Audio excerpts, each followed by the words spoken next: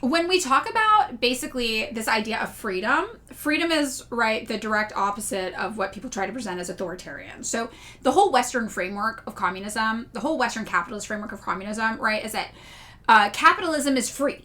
And by contrast, authoritarianism is associated with communism. And you can see here, this is the term authoritarian, the etymology of it. When did it really start to get used? Well, we know it's after the civil wars ended in the USSR, and communism really started to cook. So once the USSR had their revolution and then the civil wars ended at around 1920 is also when we started using the term authoritarianism. So we need to understand the term authoritarian directly as being linked to a response to communism. And that's what this timeline shows us, right? Which I think is really, really important for us to note. So the reason why they had to start using the term authoritarian, especially like around here, right, is because what was happening in the United States in the 1930s, the Great Depression was happening, and people were economically devastated. So meanwhile, in the USSR, their economy was really starting to take off and thrive. So a lot of Americans were looking at the USSR during the Great Depression, and they were saying, holy shit, like communism looks like it's working way better than capitalism. Maybe communism is right. Maybe they're onto something over there. And the United States freaked out about this, right? They called in Keynes, who had previously been a heterodox economist, to be like, hey, we need you. Keynes had always said, I love capitalism. I hate socialism. I hate communism. But the market cannot truly be free. If it is free, it will collapse and it will drive the people to have a revolution and demand communism. So everybody previously thought Keynes was kind of kooky and out of his mind, right? But when this actually started to happen and the economy did collapse in the United States during the Great Depression, and Americans were looking to the USSR and being like, holy shit, this communism thing is going well. As a commenter, Kubashi just said, the USSR took some US workers in. Americans actually did go to move to the USSR to work because there were no job opportunities in the USA. And because in the USSR, your right to work was granted. Working was considered a human right to have a job and have a source of income. So the United States started to cook up plans to keep Americans in place and try to, delay basically a communist revolution. And they did two things. They reached out to Keynes, the economist, and they said, we need you. We need to come up with a new economic plan in the United States. And Keynes's economic plan was basically that the free market cannot actually be free because it will collapse and drive people to revolution. So you must microdose socialism, as I call it. And that's when the United States started doing things like the fireside chats with FDR, and they started doing the New Deal. All of that is microdosed USSR policy that we stole from them. Now, simultaneously, a propaganda campaign started to get developed that said, okay, sure, things look like they're going well in the USSR, but at what cost, right? So we see this today with China. Okay, sure, things look like they're going well in China, but at what cost? And that's what they were doing here. So the cost that they came up with was authoritarian, but they're not free. They're under authority. It's authoritarian. Now, we all obviously know the term authoritarian is like a meaningless buzzword. It doesn't actually fucking mean anything. Any government is authoritarian. The idea that there's a government that has laws that exist, but they're just suggestions and you don't have to follow them, that's a joke, right? So every country's authoritarian. So this, we're talking about this quote that Larry gave us about like what freedom means and what freedom looks like. And we're about to talk about Lenin, this Theory Thursday, and we're going to talk about how this all ties into our conceptions of what a communist state looks like, or a state led by communists, what it looks like and how it operates. So the term authoritarian just became directly linked with communism, with socialism. And so we start to see its popularity coming up here, right, coinciding with the growth and development of the USSR. And then, as the USSR started to cool down in the 1980s, it plateaued, and then China. And this is, what this all is. So we take it for granted today that the term authoritarian means something. It doesn't, right? And the alternative to authoritarian is freedom. But then you ask an American what freedom actually means, right? What does freedom actually mean? They're going to tell you that they have the freedom to critique the government. And then you're going to ask somebody from China, or you would have asked somebody from the USSR, okay, and do you have the freedom to change the government then? Does the government listen to your critiques and then change it? And Americans will tell you no. So, when we talk about communism and freedom, it's important to remember this is just a propaganda campaign. We don't actually have freedom here, and we know that. We don't have the freedom to change our government. We don't have the freedom to do many things. We don't have the freedom to travel freely. We don't have public transportation in most places. You have to pay like $500 a month on average for a car payment if you want to travel around. You don't have the freedom to start a family because you can't afford it. You don't have the freedom to quit your job if you're miserable because your health insurance is tied to your job. You don't have the freedom to have a livelihood and employment if you want it, right? Because we have no right to work. All of these things, you don't have the freedom to just be housed. You don't have that. And if you're not housed, you don't have the freedom to exist in public spaces. So there's no freedom here. But the pitch that you get for capitalism is that it's very free and that communism, socialism are very authoritarian. But the way that communists think about freedom is, do you have the freedom to change your government? Does your government listen to you? Do you have the freedom to have housing, healthcare, childcare? Do you have the freedom to start a family if you want? Do you have the freedom to retire in dignity?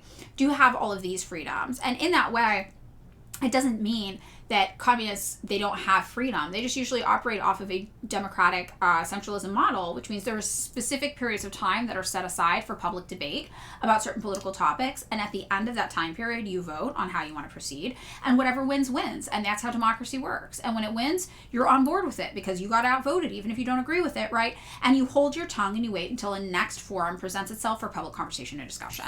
None of that means you can't critique your government, that you don't have freedom to do the same things Americans do. You have more freedom in many ways, right? Because you have freedom to be free of the exploitation of the owning class, these kinds of things.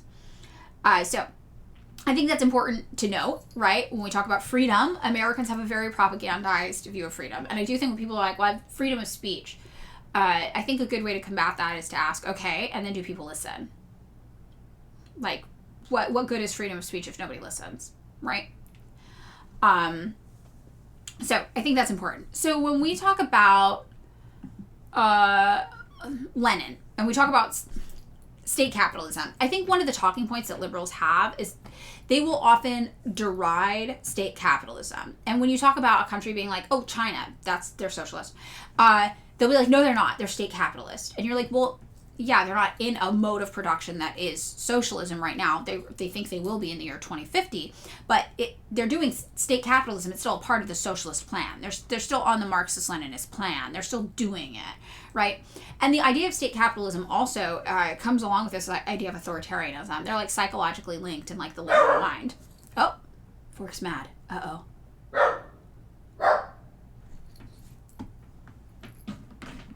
Fork's yelling, lights off, everything fell apart. Fork, what's that?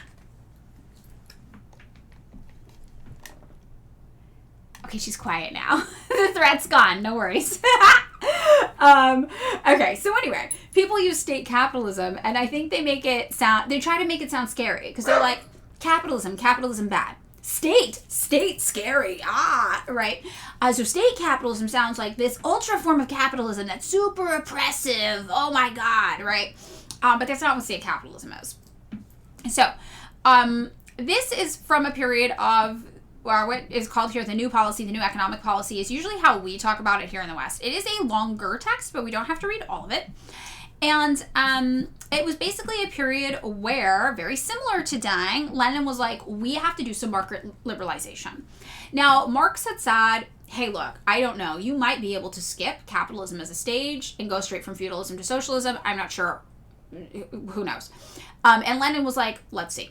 And then Lenin was like, oh shit, we can't. No, we gotta do it. We gotta do capitalism. But Marx had always said that capitalism is the precursor to socialism, right? And when asked directly, Marx was like, I don't know. Maybe. You'd have to find out if you can. You'd have to try it. I don't know. And then they tried it. And they were like, we can't. Okay, so we need to do a little bit of capitalism, basically, before we can get to socialism. And that is what the new economic policy was here, over in the USSR, right? So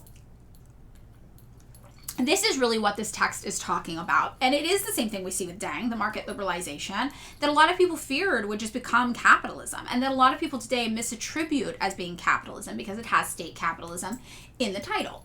But that is not the correct way to think about this. That is a sound bite rather than the full picture, than the full story, right? So what we want to do is we really want to understand what state capitalism is, how it plays into the greater plan of Marxist-Leninists, and why being state capitalist does not mean you're not doing Marxist-Leninism, does not mean you're not doing communism. It is a stage in the plan, especially if you happen to have your revolution during a feudalist stage. Because we know, as Marx and Engels talked about in texts we've already read together as well, they said that society is naturally going to move through these epochs, these eras, and from feudalism, you're going to go into capitalism, and then you're going to go into socialism. From feudalism, you're going to have the bourgeois revolution of the merchants, and you'll have a society dominated by the merchant class. That's capitalism. And from there, you'll have a revolution of the workers, and then you'll have a society dominated by the working class, and that's socialism, communism, right?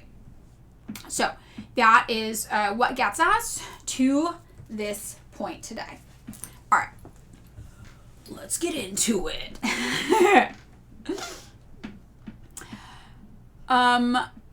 In lieu of introduction, we're going to skip that. The present day economy, extract from the 1918 pamphlet. I think we should talk about this. State capitalism would be a step forward as compared with the present state of affairs in our Soviet Republic. This is from 1918, right? So, revolutionary era. If in approximately 6 months' time state capitalism became established in our republic, this would be a great success and sure guarantee that within a year socialism will have gained a permanent firm hold and will have become invincible in the country. I can imagine with what noble indignation some people will recoil from these words. What? The transition to state capitalism in the Soviet Socialist Republic would be a step forward? Isn't this the betrayal of socialism? We must deal with this point in greater detail. Firstly, we must examine the nature of the transition from capitalism to socialism that gives us the right and the grounds to call our country a socialist republic of Soviets. So we all know, Marx and Engels talked about this, that there's going to be a huge transition period from capitalism to socialism. When we read Principles of Communism from 1847, we saw that in Section 18, when Engels was laying out what it'll probably look like, all of these points were worded in terms of transition. The capitalists, insofar as they still exist, will experience this. You will start to tax certain people more aggressively. You will start to introduce more state-owned enterprise. All of these positions were shown to be a transition out of capitalism into socialism. And as Engels even said in that text, which we reviewed, it's going to take time. It's not going to happen overnight. Socialism is not a light switch you switch on and off, right? It's one of those fucking weird fancy light switches that has the little gradient. So, and this is what we're talking about here. The transition from capitalism to socialism, that's important. Secondly, we must expose the error of those who fail to see the petty bourgeois economic conditions and the petty bourgeois element as the principal enemy of socialism in our country.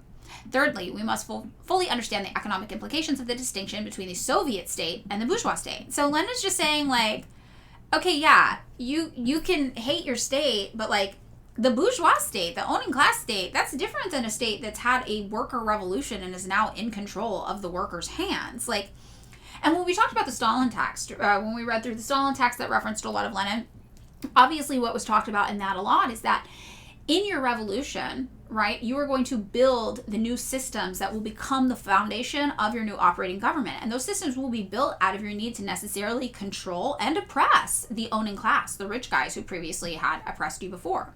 So whatever mechanisms you develop to restrict and control the bourgeoisie, who had been your dictators before, the dictator of the bourgeoisie, the dictators of the rich guys, to be like, we've heard enough from you. We don't want to hear from you anymore. We see what society looks like when it's under your control. Whatever elements you create to oppress them and be like, silence, we're done with you. We're talking, right? We're talking now. We're Kamala Harris. We're speaking.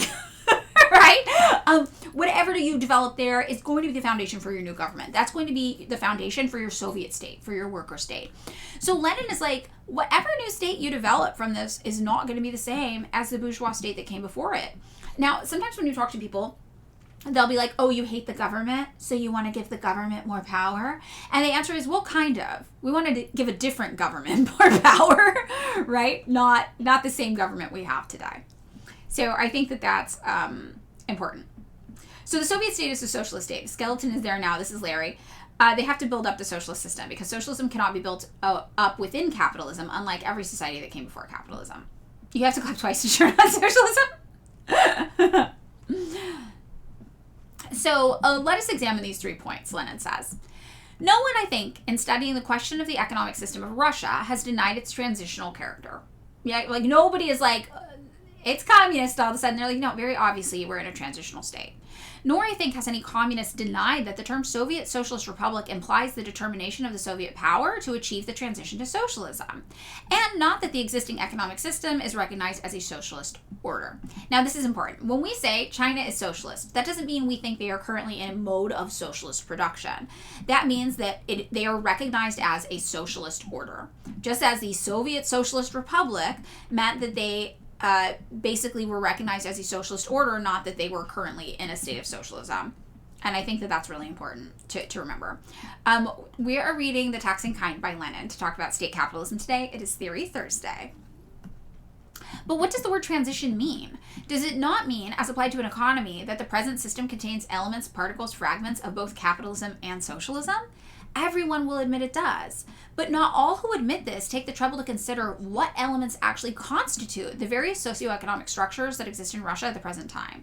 And this is the crux of the question. Let us enumerate these elements. Number 1, patriarchal and to a considerable extent natural peasant farming. Number 2, small commodity production. This includes the majority of those peasants who sell their grain. Number 3, private capitalism. Number 4, state capitalism. Number 5, socialism.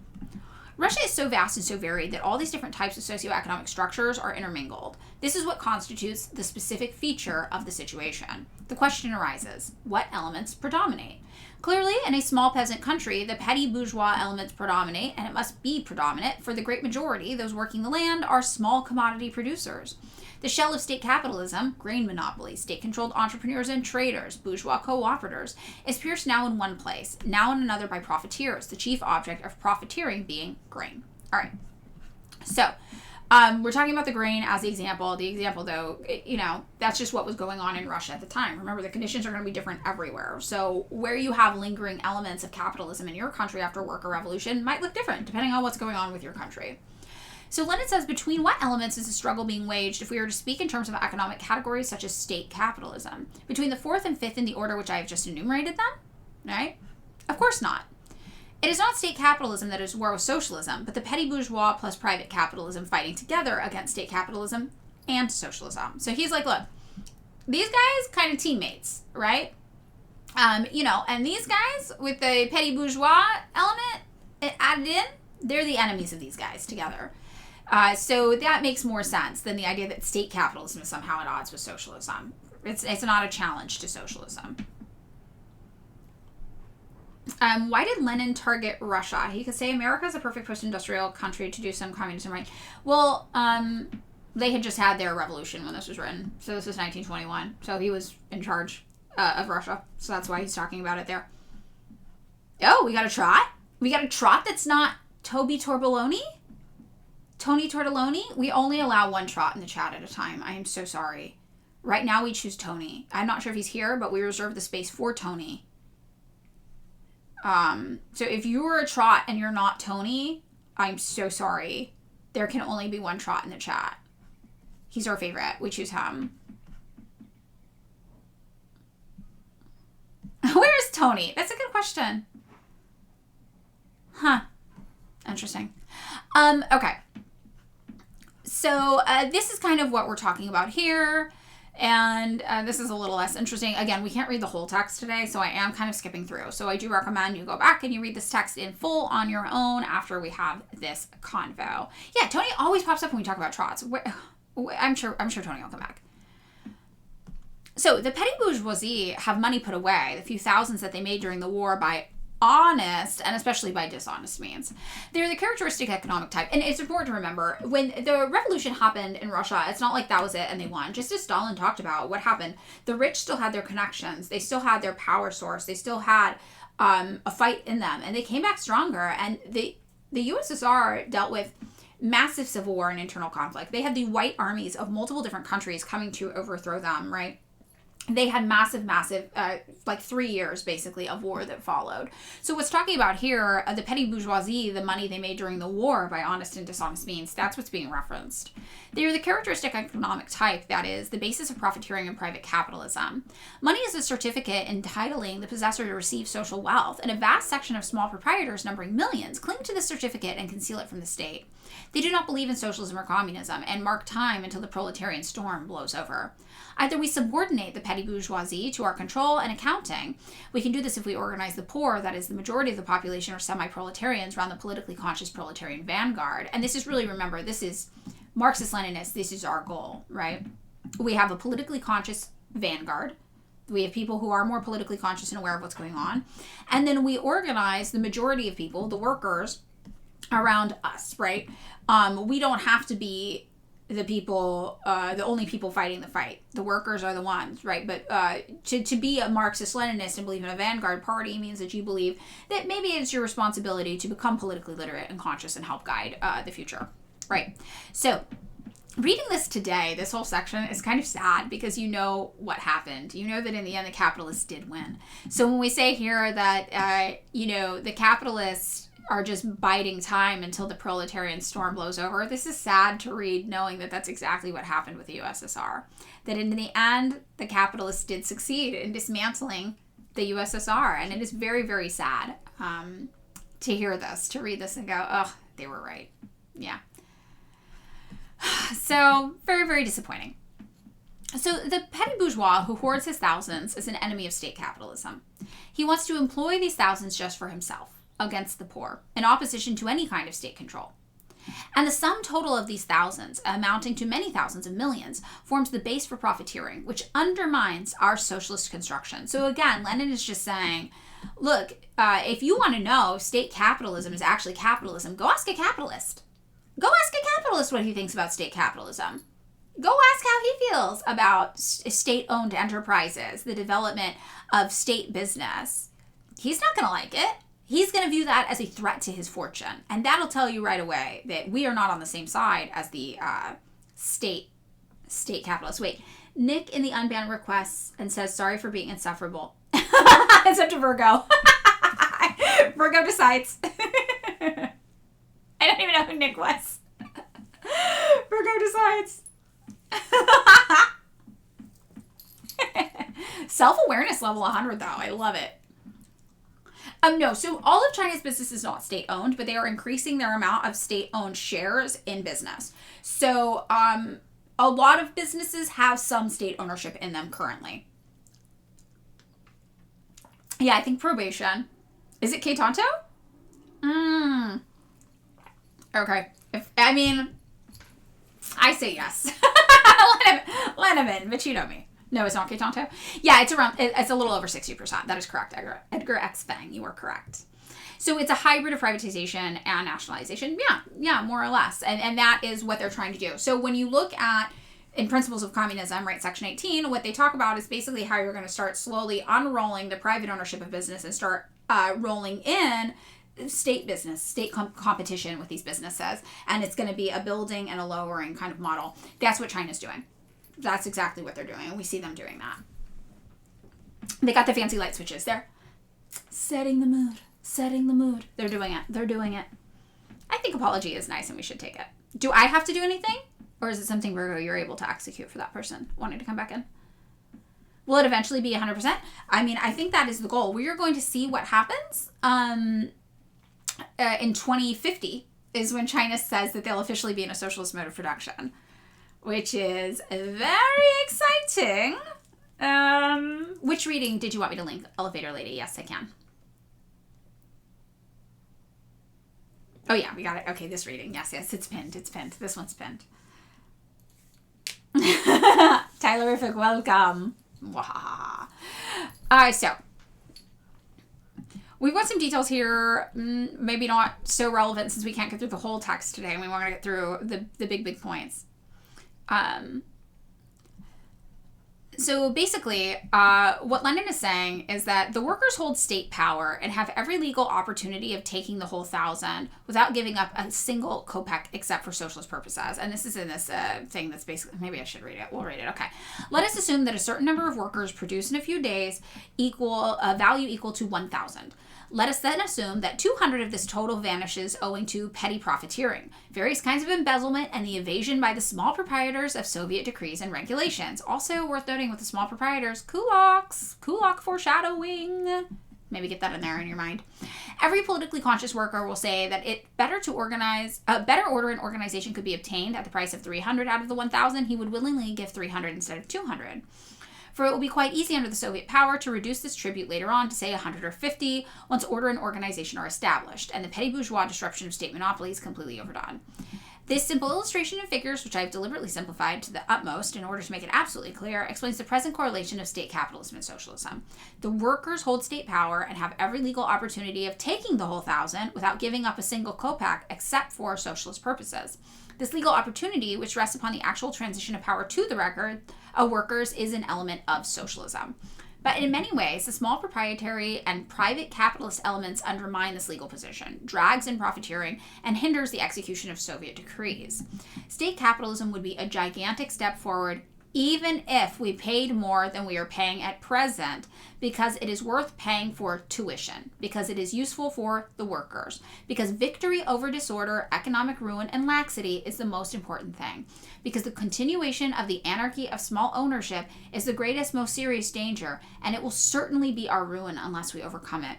Whereas not only will the payment of a heavier tribute to state capitalism not ruin us, it will lead us to socialism by the surest road.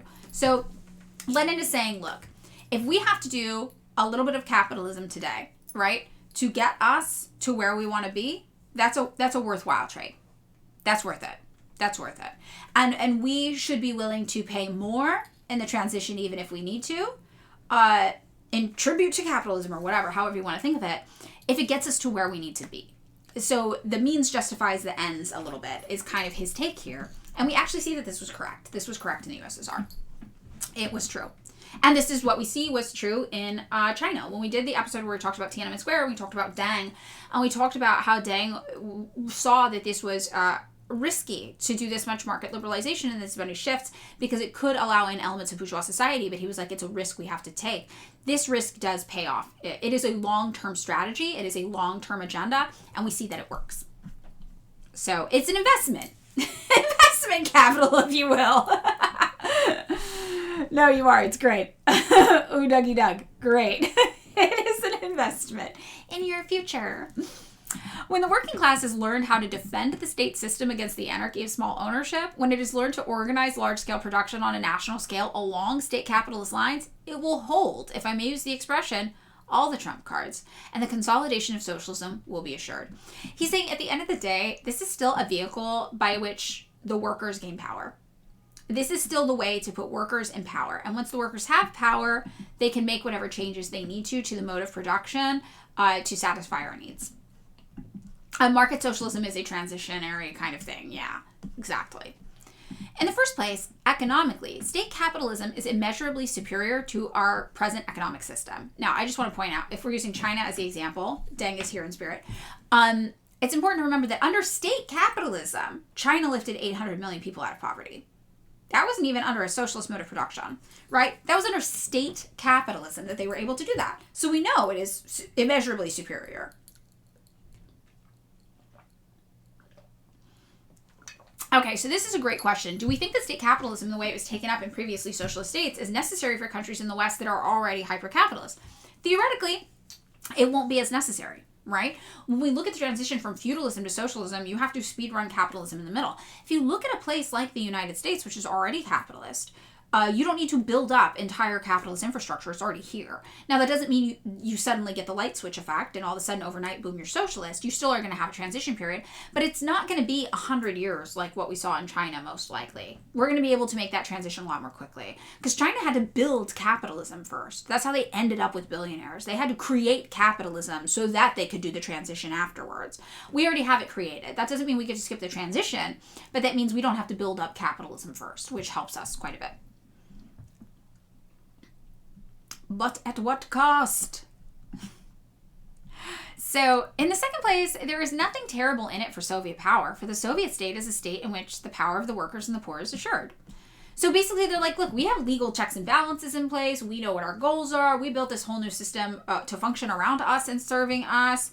It's not like we're going to let the capitalists get out of hand or get hyphy, right? They would have to fight us, and we already have fought them. It's 1921. We know we can defeat them in battle, so they can't defeat us legally. They can't defeat us through normal economic measures. The second we decide something doesn't work for us, we have now the political power to wield to suppress it. So how long did it take China to build up capitalism? I mean, the plan basically to get from the revolution to when they think they'll be in a state of socialism is a 100-year plan. So I would argue in many ways China is still building some elements of capitalism, but probably to me, the moment where they really had developed it was probably 2008, would be my personal assessment. But that could be heavily biased based on my industry, right? I work in apparel manufacturing. 2008 is when I really started to see changes in how China was talking to the rest of the world. They started to put things in their terms for manufacturing. They made themselves a manufacturing hub of the planet. And in 2008 is when they really started to take back some of that power. So I would feel like around 2008, 2010, they had kind of built up capitalism quite a bit and were in a position to start to kind of shift the relationship and the power structure of the state and the capitalists. And that's, I think, when we saw it start to happen. But other people might have different observations based on their specific industry and how their industry gives them insights, or their research gives them insights to the economy of China. I will say that that's when I started to notice a shift, right? But again, because I work in apparel manufacturing and they had their labor code overhaul of 2008. So, socialism good! 40-stream streak! Yay, violet blossoms. Awesome. Geez, is China even doing anything wrong? I mean, you'd be hard pressed to find something. And I say this as a person who used to be a bit of a Maoist. I used to be skeptical of Deng in the early 2000s. I was like, I don't know about that, right? And 2008 was when I really was like, wait a minute. Like, we let them cook and they cooked. And look what's happening now. Things are starting to shift. And I remember in 2008, 2010 to be like, I'm keeping my eyes on China. If you met me in 2015, 2016, I'd probably say the same thing. I'm keeping my eyes on China. It's looking good. It's looking promising, but nothing yet. By 2018, 2019, 2020, I was like, okay, they're doing things. They're pulling things off. They're eradicating poverty. They're making these massive shifts. And they were correct. Deng was correct when Deng said this was a gamble. These moves could invite in elements of liberalism, or they could take China to this new level of production and development that facilitates their shift into socialism. And the latter, fortunately, was correct, right? So, and some people might critique China for not being more internationalist, but I would argue that if they were more internationalist, I'm not sure they would be able to build what they have built in China's borders for China, right? You were a Maoist in 2008. I was a shithead in 2008. I don't think I would have called myself a Maoist. I would have called myself a non-denominational Marxist or some bullshit like that. But now I'm like, I probably would be a Maoist. Because I'd be like, China's cool until Deng. And that really, I think that was what I had going on. So it's not something I would have self-identified as, but in retrospect, I'm like, I was kind of a Maoist, yeah. First time chat, Flyboy Royal. But isn't it counterproductive to allow billionaires to accumulate so much capital and power for the transition to happen? Wouldn't it corrupt the overall process? No. And we can actually see in China that it has not. So in the past 5 years alone, China has actually made it so that a third of billionaires lost billionaire status in China.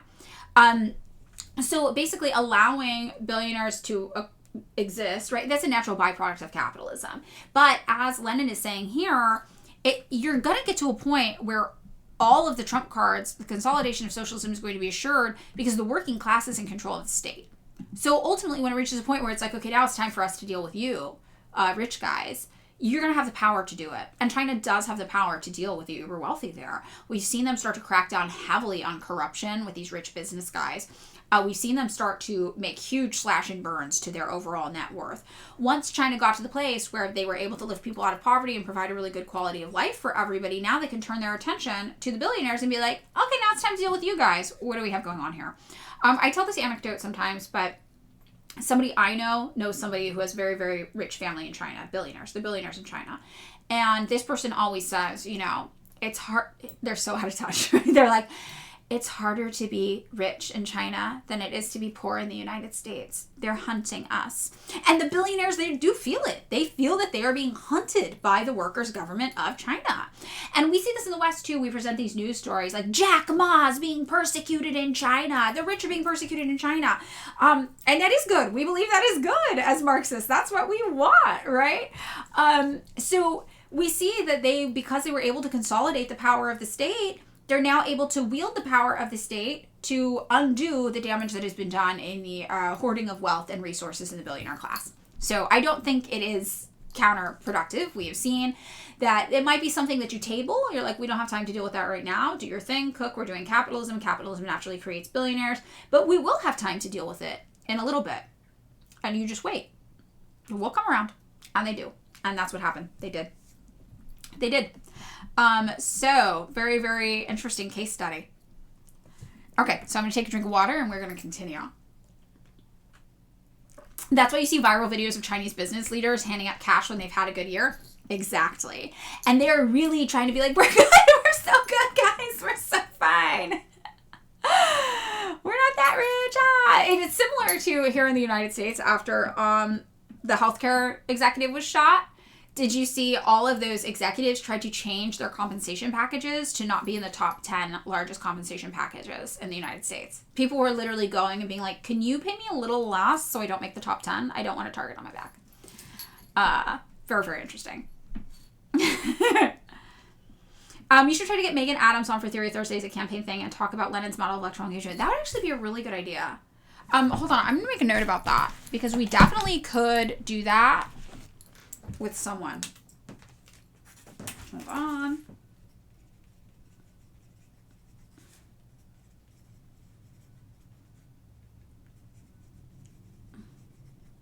That would be so fun.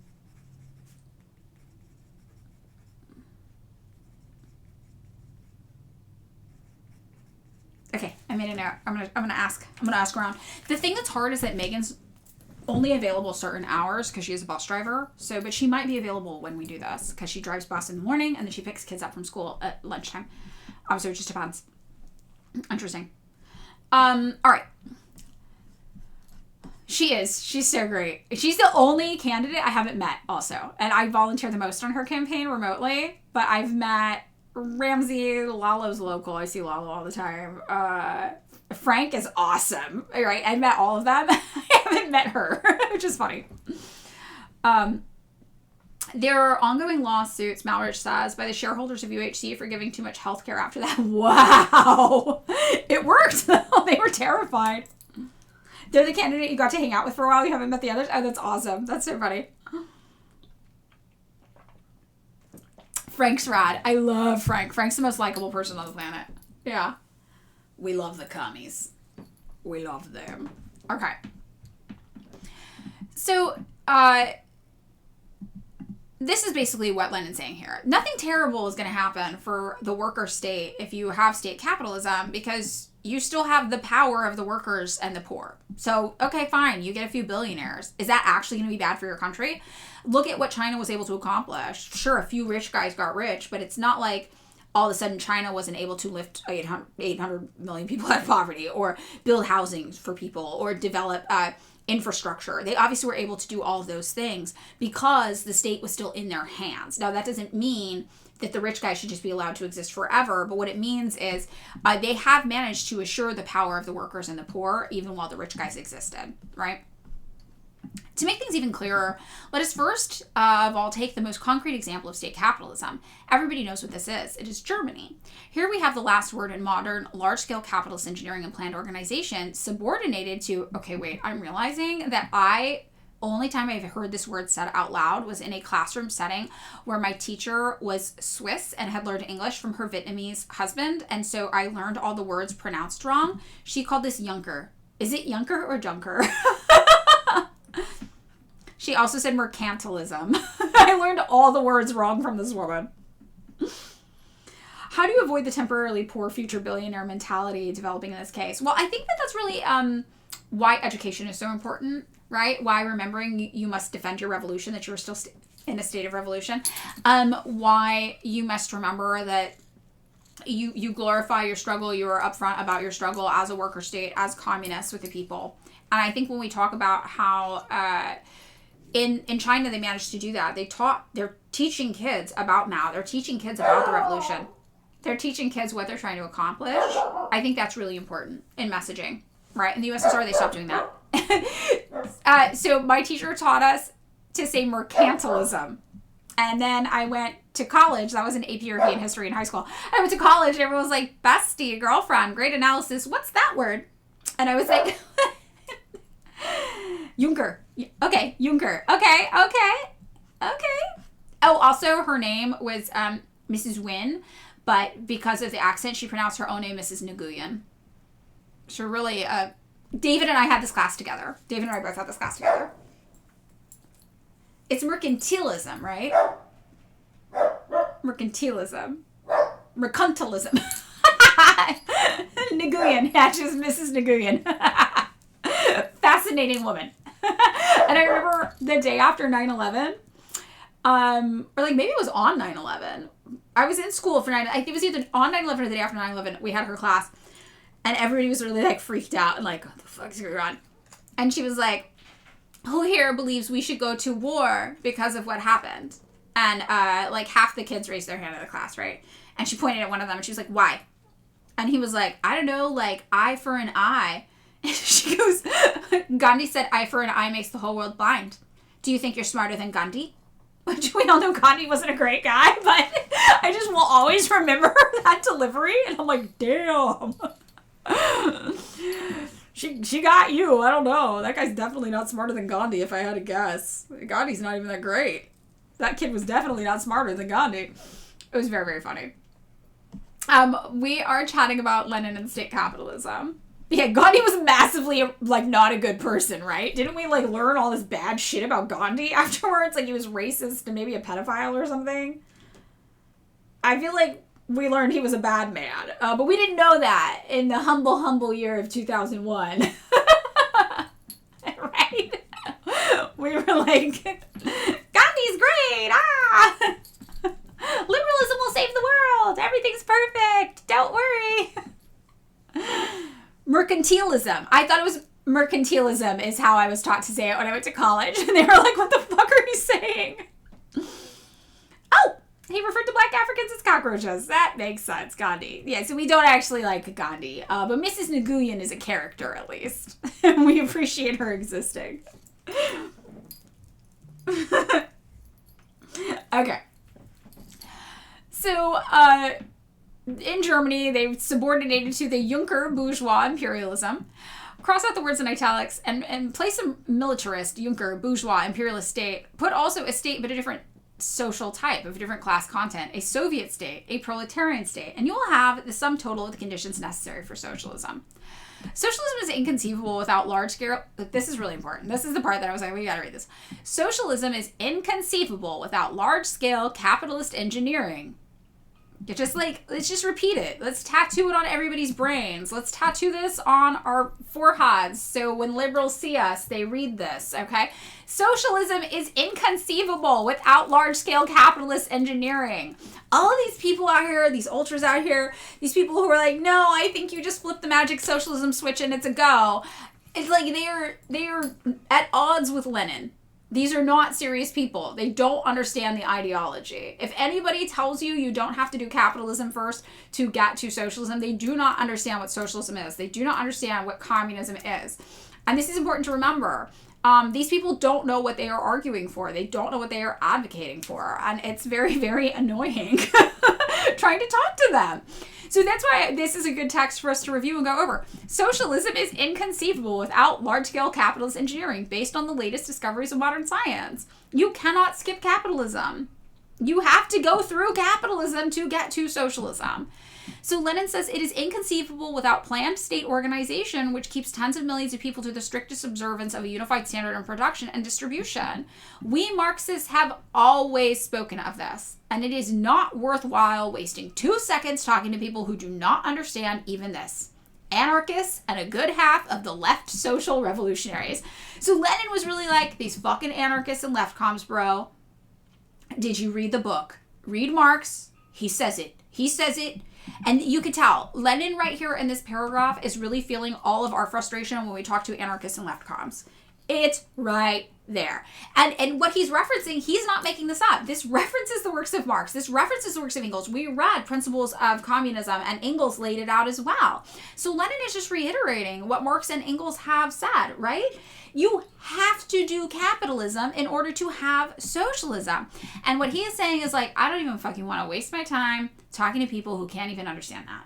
It's a waste of time. They don't know what they're talking about. They're just rambling. So all these anarchists and half of the left socialist revolution, the left comms, he's like, it's not fucking worth it. Don't waste your time. And he's correct. Do I continue to waste my time with the anarchists and the left comms, though, arguing this point till I'm blue in the face? Yes, I do. Because I am stupid. I am much stupider than Lenin is. He's smarter than me. He's better than me. I am only human. I am weak, right? I am weak. I am weak. So, at the same time, socialism is inconceivable unless the proletariat is the ruler of the state. So he's like, but you're not going to have socialism pop out of nowhere unless you have a worker state. It's not going to come from a bourgeois state. That's crazy. So this is actually kind of a dig, if we think about it, on democratic socialists, right? Democratic socialists think you can reform the current state to get you to socialism. They think you can vote your way into it. They think you can use the existing state apparatus, right, to bring about socialism.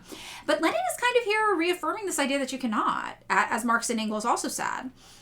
Socialism is inconceivable unless the proletariat is the ruler of the state. You first must have the state controlled by the people. You must have your worker revolution before you can even think about socialism, is what he's really saying here. You can't try to bring about socialism while the rich guys are still in control of everything. They're not going to let you. It's not going to work, right?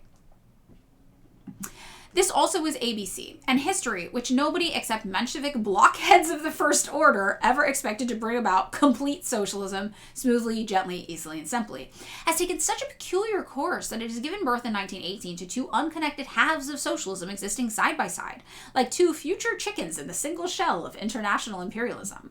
In 1918, Germany and Russia had become the most striking embodiment of the material realization of the economic, the productive, and the socioeconomic conditions for socialism, on the one hand, and the political conditions on the other. A victorious proletarian revolution in Germany would immediately and very easily smash any shell of imperialism, and would bring about the victory of world socialism for certain, without any difficulty, or with only slight difficulty. So he goes on to talk a little bit about Germany. I think this part is maybe less important to us since, like, we're only here on the slider. We only have an hour left. So we're going to skip ahead just a little bit. But what is basically being talked about here, remember this is post-revolution, Lenin is saying at present, this was written in 1918 though, okay? So this is like immediate revolutionary state, right?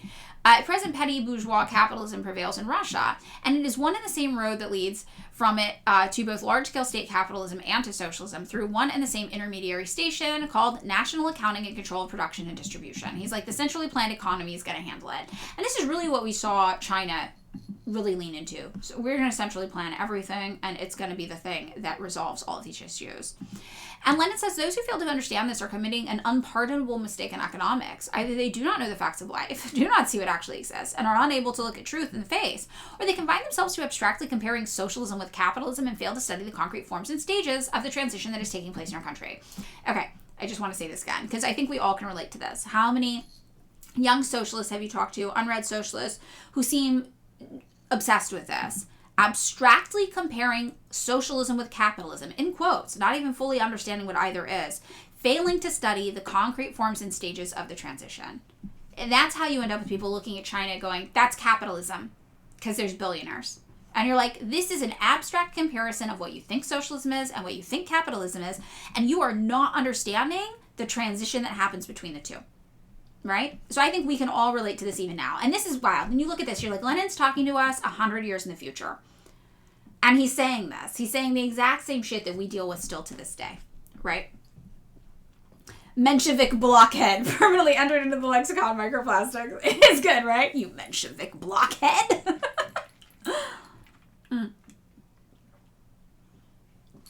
So, we go in a little bit more here. I'm skipping ahead a little bit. So he quotes himself here, which I think is interesting. In order to convince the reader, this is not the first time I've given this high appreciation of state capitalism. And I, in fact, gave it before the Bolsheviks seized power. And what he's really doing here is people like, well, now that you're in power, of course you want state capitalism. You just want to keep all the power for yourself. You want to become the new capitalists, right? This kind of thing. He's like, no, bitch. I've said this same shit before we even came to power. I've said this same shit before I was in charge of anything. I am consistent. You just didn't notice. So he's like, I'm going to quote myself from fucking September 1917, where I said, try to substitute for the Junker capitalist state, for the landowner capitalist state, a revolutionary democratic state, i.e. a state which a revolutionary way abolishes all privileges and does not fear to introduce the fullest democracy in a revolutionary way. He's like, yeah, you get rid of your bullshit little capitalist fuck-all state and you replace it with actual worker control, and you will find that, given a really revolutionary democratic state, state monopoly capitalism inevitably and unavoidably implies a step towards socialism. He's like, I was saying this before you even fucking knew my name, right? That's what he's saying right here. And he's correct, right? For socialism is merely the next step forward from state capitalist monopoly. So, when people are like, that's not socialism, that's state capitalism. State capitalism is the foundation for socialism being the next step. State capitalism is a part of the process of implementing socialism. And all these people, frankly, don't know what they're talking about when they critique something as not being communist, not being socialist, not being Marxist, but being state capitalist. They are doing what he said here. They're just abstractly saying words and throwing them around about shit they don't understand. And they're missing the point completely. All right? So, we're saying the same thing as Lenin. Lenin knows what we're going through. State monopoly capitalism is a complete material preparation for socialism, the threshold of socialism, a rung on the ladder of history between which and the rung called socialism, there are no intermediary rungs. He's like, you're climbing the ladder towards fucking full-blown high-stage communism? You're capitalism now? Guess what's next? State capitalism. What's next after that? Socialism. That's how we're doing it, babe. We're getting up there. He's making this so crystal clear for everybody, right? So he's like, this was written in 1917. We were discussing not the dictatorship of the proletariat, not the socialist state, but the revolutionary democratic state. So he's like, this is a little different. This is the revolutionary democratic state. We're not fully in the socialist state yet, right? It's a transition kind of period. But still, the idea holds is basically what he's saying here. Now, he gets into some stuff about Marx here. And he says, there's a fight going on that's not going to be super relevant to us today, right? But we're going to say Marx's words here that under certain conditions, it is more expedient for the working class to buy out the whole lot of them, namely the whole lot of capitalists, to buy from the bourgeoisie, the land, the factories, the works, and the other means of production. And he says this is a very interesting statement. Let us consider Marx's idea carefully. Just this idea that, hey, in certain places, you might be able to just get together a bunch of money and just go buy the shit from these rich guys and be like, fuck off, buy it, start now. So he's like, let's talk about this.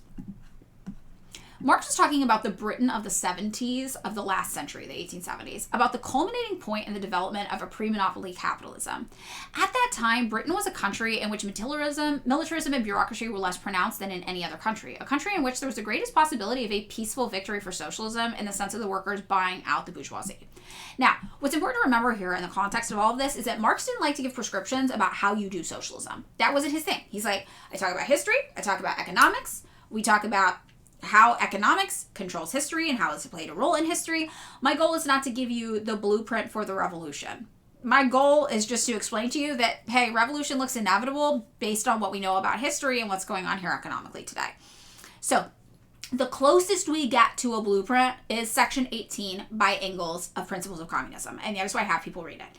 And even that, Engels is like, it's probably going to look like this most places. I don't know. It's going to take a long time. I'm guessing. Now, when you look at it and you look at China, you're like, China's doing all of it. That's exactly how it's playing out in China. Fucking win. They were correct. But what's really important to remember is that Marx a lot of times was like, I don't know, you could do this. I don't know, this might happen. I don't know, maybe somewhere it would look like this.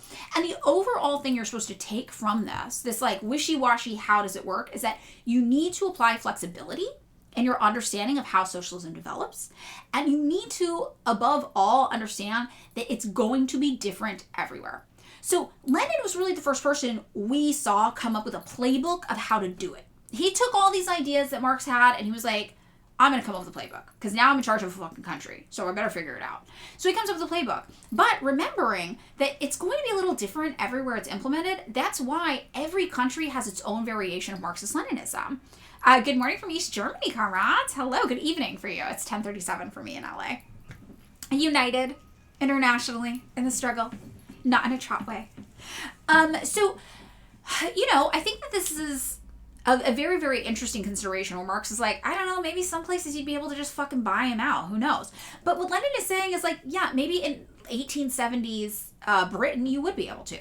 And other places you would not be able to, right? That's just a condition that occurred in Britain that made it make sense. So that's why when you look at places like North Korea, their version of Marxist-Leninism, they call Kim Il-sungism, Kim Jong-ilism, right? Because those were the leaders who adapted Marxist-Leninism to fit North Korea, what was going on there. When you look at China, we see socialism with Chinese characteristics. That was their leaders developing Marxist-Leninist ideas to adapt them to what was going on in China. Everywhere is going to have their own adaptation they need to use for the specific conditions of what's happening there. And when we look at what's going on here, when Marx is talking about Britain in the 1870s, Lenin's like, yeah, maybe in Britain in the 1870s, those conditions meant you could just buy out the capitalists, right? But that's not true everywhere. And that's really what he's talking about. Oof. So he says, Marx said here that under certain conditions, the workers would certainly not refuse to buy out the bourgeoisie. Marx did not commit himself or the future leaders of the socialist revolution to matters of form, to ways and means of bringing about the revolution. He didn't write a playbook. He's like, I'm not going to tell you how to do this. That's not my shit, man. I'm just like talking to you about history and economics. He understood perfectly well that the vast number of new problems would arise, that the whole situation would change in the course of the revolution, and that the situation would change radically and often in the course of the revolution. So Marx was like, it's also kind of fruitless. Like, look, you're going to rise up. You're going to challenge the merchant class, the owning class, right? You're going to want to take power. Who knows what else is going to happen to you in that process? All sorts of shit could happen. We can't predict what's going to happen to you. We can't predict how things are going to go. So he's like, look, it's not, to Marx, he was like, it doesn't seem worth it to predict it. It's just going to happen as it happens. And that's why it is so frustrating when you hear people be like, that place isn't doing socialism or communism. And you're like, the whole point of socialism and communism is that it is actually not a very dogmatic ideology. There are a few things that we stick to, that we know. Marxist-Leninism, we know, for example, we believe the workers should own the means of production. That's a big one, right? With the Leninism added, we believe in the right to self-determination for marginalized people. We believe in the development of a vanguard party. Like, there are certain big things you have to hit, but beyond that, it is not a very dogmatic ideology, and it is a very flexible ideology, because we recognize that there are different ways to implement this everywhere, and you should be allowed to figure out what's going to work where you are and do it, right? Virgo says, Chad, I would encourage you to get familiar with and comfortable with the term post-capitalist as opposed to anti-capitalist for this reason. We're not anti-capitalist, we're anti-dictatorship of the bourgeoisie. We need capitalism in order to begin transition to socialism. We are post-capitalist in the sense that we're ready to move on, but we'll do it slowly over time withering of the state. I agree with this, Virgo. This is something I've challenged myself to do. I think it is easy, especially if you did a lot of food not bombs as a teenager, to fall into using the term anti-capitalist. But it was actually Raina Hendricks over on TikTok who made a video about this, being like, but we're really not anti-capitalist. We are post-capitalist, and that is important to communicate. And she was so right. And ever since I saw her make that video saying that, I was like, this is a really good point, and this is something I've challenged myself to do as well. And I think it is useful. And it's a useful way, not only to talk about and understand what Marxism looks like, what Marxism-Leninism looks like in practice, but also to talk to normies about it, right? To recruit people who are like, but capitalism gave you iPhone. It's actually a good entry point to be like, workers gave me iPhone, right? Capitalism was the framework under which the workers made it. But workers could probably still make me iPhone and whatever comes next. And we recognize that we needed that to get us to the point where we're at today, right? Marxist Gamer Zero. I hope I'm not misremembering, but I think you said even if a country is not a socialist state yet, they are called socialist communists if they are under the leadership of the Communist Party. That is the rule most Marxist-Leninists will apply. Yes.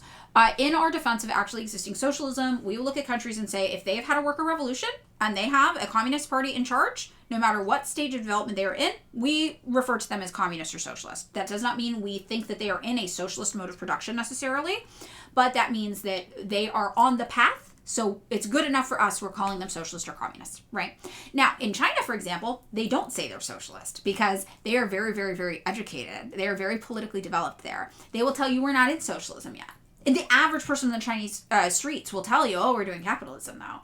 But they understand that because they know that it is a condition leading to socialism. They know they're supposed to be in socialism in 2050.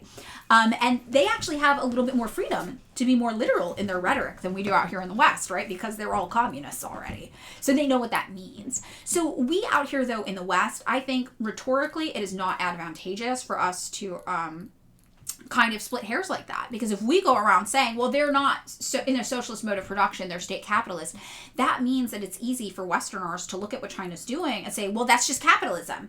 There's no use for Marxist-Leninism. They're not even doing it. And that rhetorically is it leads to confusion and inaccuracies for the average Westerner's mind, right? So we try not to do that in the West. Now, if we existed in a place where everybody around us was a communist, we could have that level of parsing the differences and talk about that. But we don't. And what happens is when we just get into the weeds like that with people, it gives them an in to discredit the accomplishments of communism. So I think that's why it's important, right? So we get into here, and Lenin is talking about, what about Russia? So a lot of this is him talking about the specific policies of the new economic policy, the NEP, basically, for Russia. And he's like, we're not in the same situation Britain's in, basically. Like we're not going to be able to just buy out the rich guys. It's not really the same. And he does a little comparison that I don't think is super important to us getting through the meat of the text, but is a little interesting, where he's like, we're different, right, than Britain. It's not going to be the same. And he gets into it a little bit more, and he's like, we are going to have to do our own method of dealing with us. So he says we have to use a method of compromise, or of buying out the cultured capitalists who agree to state capitalism, who are capable of putting it into practice, who are useful to the proletariat as intelligent and experienced organizers of the largest type of enterprises, which actually supply products to 10 million people. He's like, we're going to do a hybrid approach. We can probably buy out some of them. We can't buy out all of them. And some of these people are more sympathetic to us, right? Some of these people are more willing to work with us in the new future we're going to build. And those are people who actually do have expertise from their job that is useful, that we should learn from. And so he goes on to say, that Marx was right when he taught the workers the importance of preserving the organization of large-scale production, precisely for the purpose of facilitating the transition to socialism. And this is true and important to note and remember as well. You need to preserve the organization of large-scale production to facilitate the transition to socialism. So sometimes you'll meet people who are like, oh, I never had an anarchist phase because I'm disabled. And to somebody who relies on the state and large-scale production from the state, or that's assisted by the state, in a worker kind of state situation, in a post-revolutionary state, the abolishment of the state, this is common sense to them. They're like, okay, so you have a worker revolution, you get rid of the state, and then where do I get my insulin tomorrow? Right? This is kind of stuff that's common sense to people, to our disabled comrades, right? They're like, fuck that, I'm out. Why don't you just take control of the government, of the state, of the companies, and have them keep making the shit we need to live while we do this? And that's really what's being talked about here, right? So what Lenin is saying is a reference to Marx explaining that you need to preserve the organization of large-scale production because it's going to help facilitate your transition to socialism. If you just go and start getting rid of all the guys who know how to make shit in mass, I'm sorry, your quality of life is going to dip, people are going to die, everything's going to fall apart, and you're not going to have the conditions necessary to build up your socialist state. So I think that this is a really interesting thing to point out.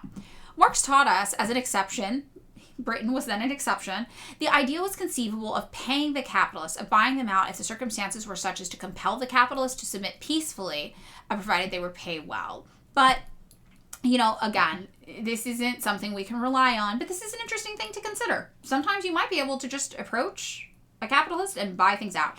Now, one of the ways you could do this is through stock, and Marx does talk about stock in Volume 3 of Capital quite a bit. Stock ownership and state ownership, state-owned enterprises, SOEs, as a tool kind of capitalism, but you can also see them as a transitionary measure. So when Marx talks about worker collectives and stock-based companies, he talks about them the same way, because stock is obviously shares of ownership of a business, right?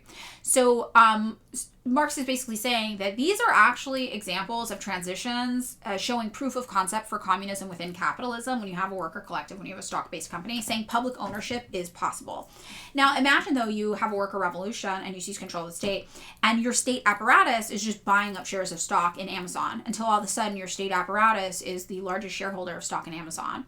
That is a transition, right, from capitalism into state capitalism. Now, all of a sudden, your state is one of the biggest owners.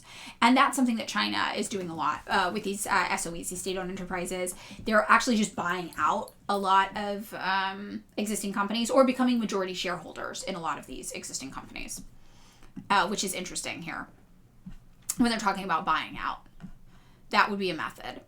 So this is a little bit more talk about what's going on. And now we're going to get to tax in kind, freedom to trade, and concessions. In the argument of 1918 quoted above, there are a number of mistakes as regards to the period of time involved. And remember, he quoted himself from 1918, and in that he quoted himself from 1917, but now we're back in the current, in 1921. And he says, these turned out to be longer than was anticipated at the time. That is not surprising, but the basic elements of our economy have remained the same. In a very large number of cases, the peasant poor, the proletarian and the semi-proletarian, have become middle peasants. This has caused an increase in the small proprietor, petty bourgeois element. He's saying, we got kind of like a middle class going on. They are starting to become more petty bourgeois. They're aligning more with the bourgeoisie. He says the Civil War of 1918 to 1920 aggravated the havoc in the country, retarded the restoration of its productive forces, and bled the proletariat more than any other class. To this was added the 1920 crop failure, the fodder shortage, the loss of cattle, which still further retarded the rehabilitation of transport and industry, because, among other things, it interfered with the employment of peasants' horses for carting wood, our main type of fuel. As a result, the political situation of the spring of 1921 was such that immediate, very resolute, and urgent matters had to be taken to improve the condition of the peasants and increase their productive forces. Now, why the peasants and not the workers? Now, remember, historically, Marx categorized peasants and workers differently, right? The workers were thought of as the industrial workers, the proletariat, the industrial workers. The peasants were kind of categorized differently, hence the hammer and the sickle, right? These are two different groups of people. Now, today, we kind of just lump them all together.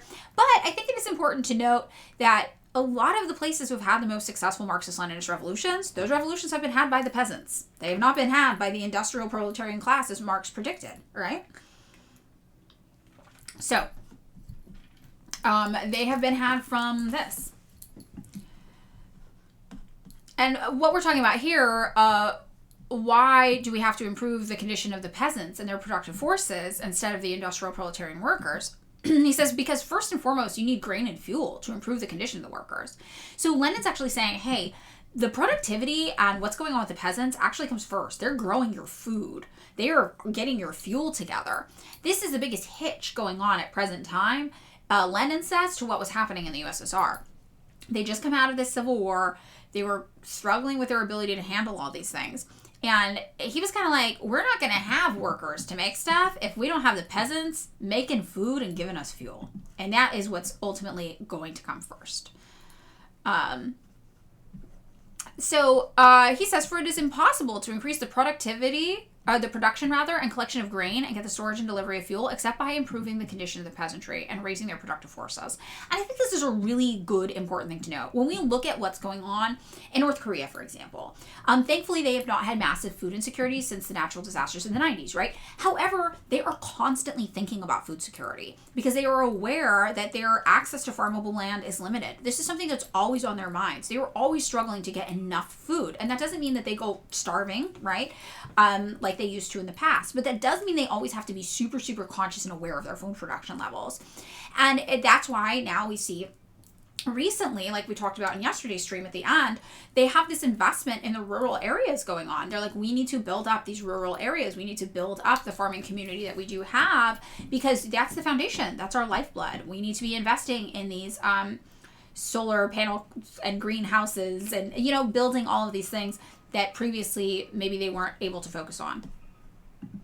We must start with the peasantry. Those who fail to understand this and think this putting the peasantry in the forefront is renunciation of the dictatorship of the proletariat or something like that simply do not stop to think and allow themselves to be swayed by the power of words.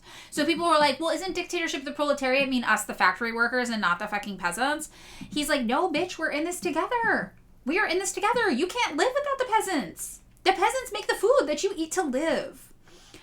So the dictatorship of the proletariat is the direction of policy by the proletariat, sure. We're the workers setting things. But the proletariat, as the leading and ruling class, must be able to direct policy in such a way as to solve first the most urgent and vexed problem. So he's like, sure, maybe it means that the workers are in control of everything. But that doesn't mean you do stupid shit to your own detriment, right? Because you're like, workers first. Again, industrial workers categorized as separate from the peasant. He's like, no, you have to do the smart thing first. And I'm sorry, the smart thing is fucking directing all of your energy and resources to the peasants right now. The most urgent thing at present time is to take measures that will immediately increase the productive forces of peasant farming.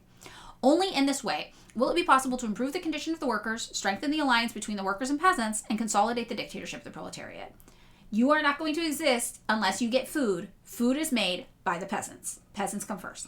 And I think this really is an important addition to thinking about Marxism and thinking about the role of the peasant idea, right? The farming class and how important they are to everybody's survival.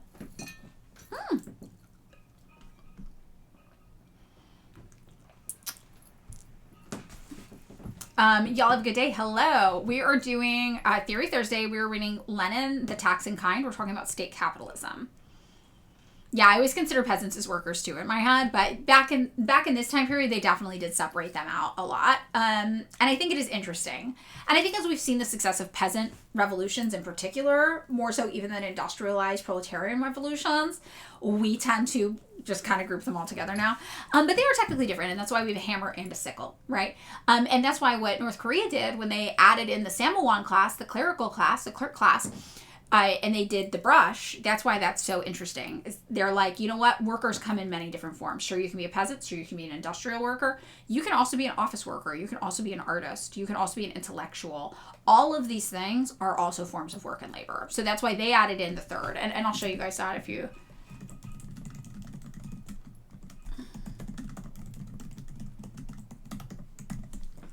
the comparison of these things. So we all know... Oh, I don't know if I can show this. I don't think I can show it. Oh my god, I just remembered. I'm not allowed to show any symbols on here. I cannot show you. I'm going to have to go back and edit it out or something. People get their accounts taken down for showing it. I'm so sorry. I forgot about that. That's the one thing they warned me when I came to Twitch that I couldn't do. Bye Virgo. So pretend I didn't do that. I know. What if I get a ban? We don't do that. I'm sorry, I forgot. That's the one rule. That is the one rule. No showing swastikas, but also no showing hammer and sickles. But anyway, they added in the paintbrush in the middle, so I can't show you that. I know, even talking about history related to it. Yeah, we can't do that. So, getting back into... I'm glad I remembered that, though.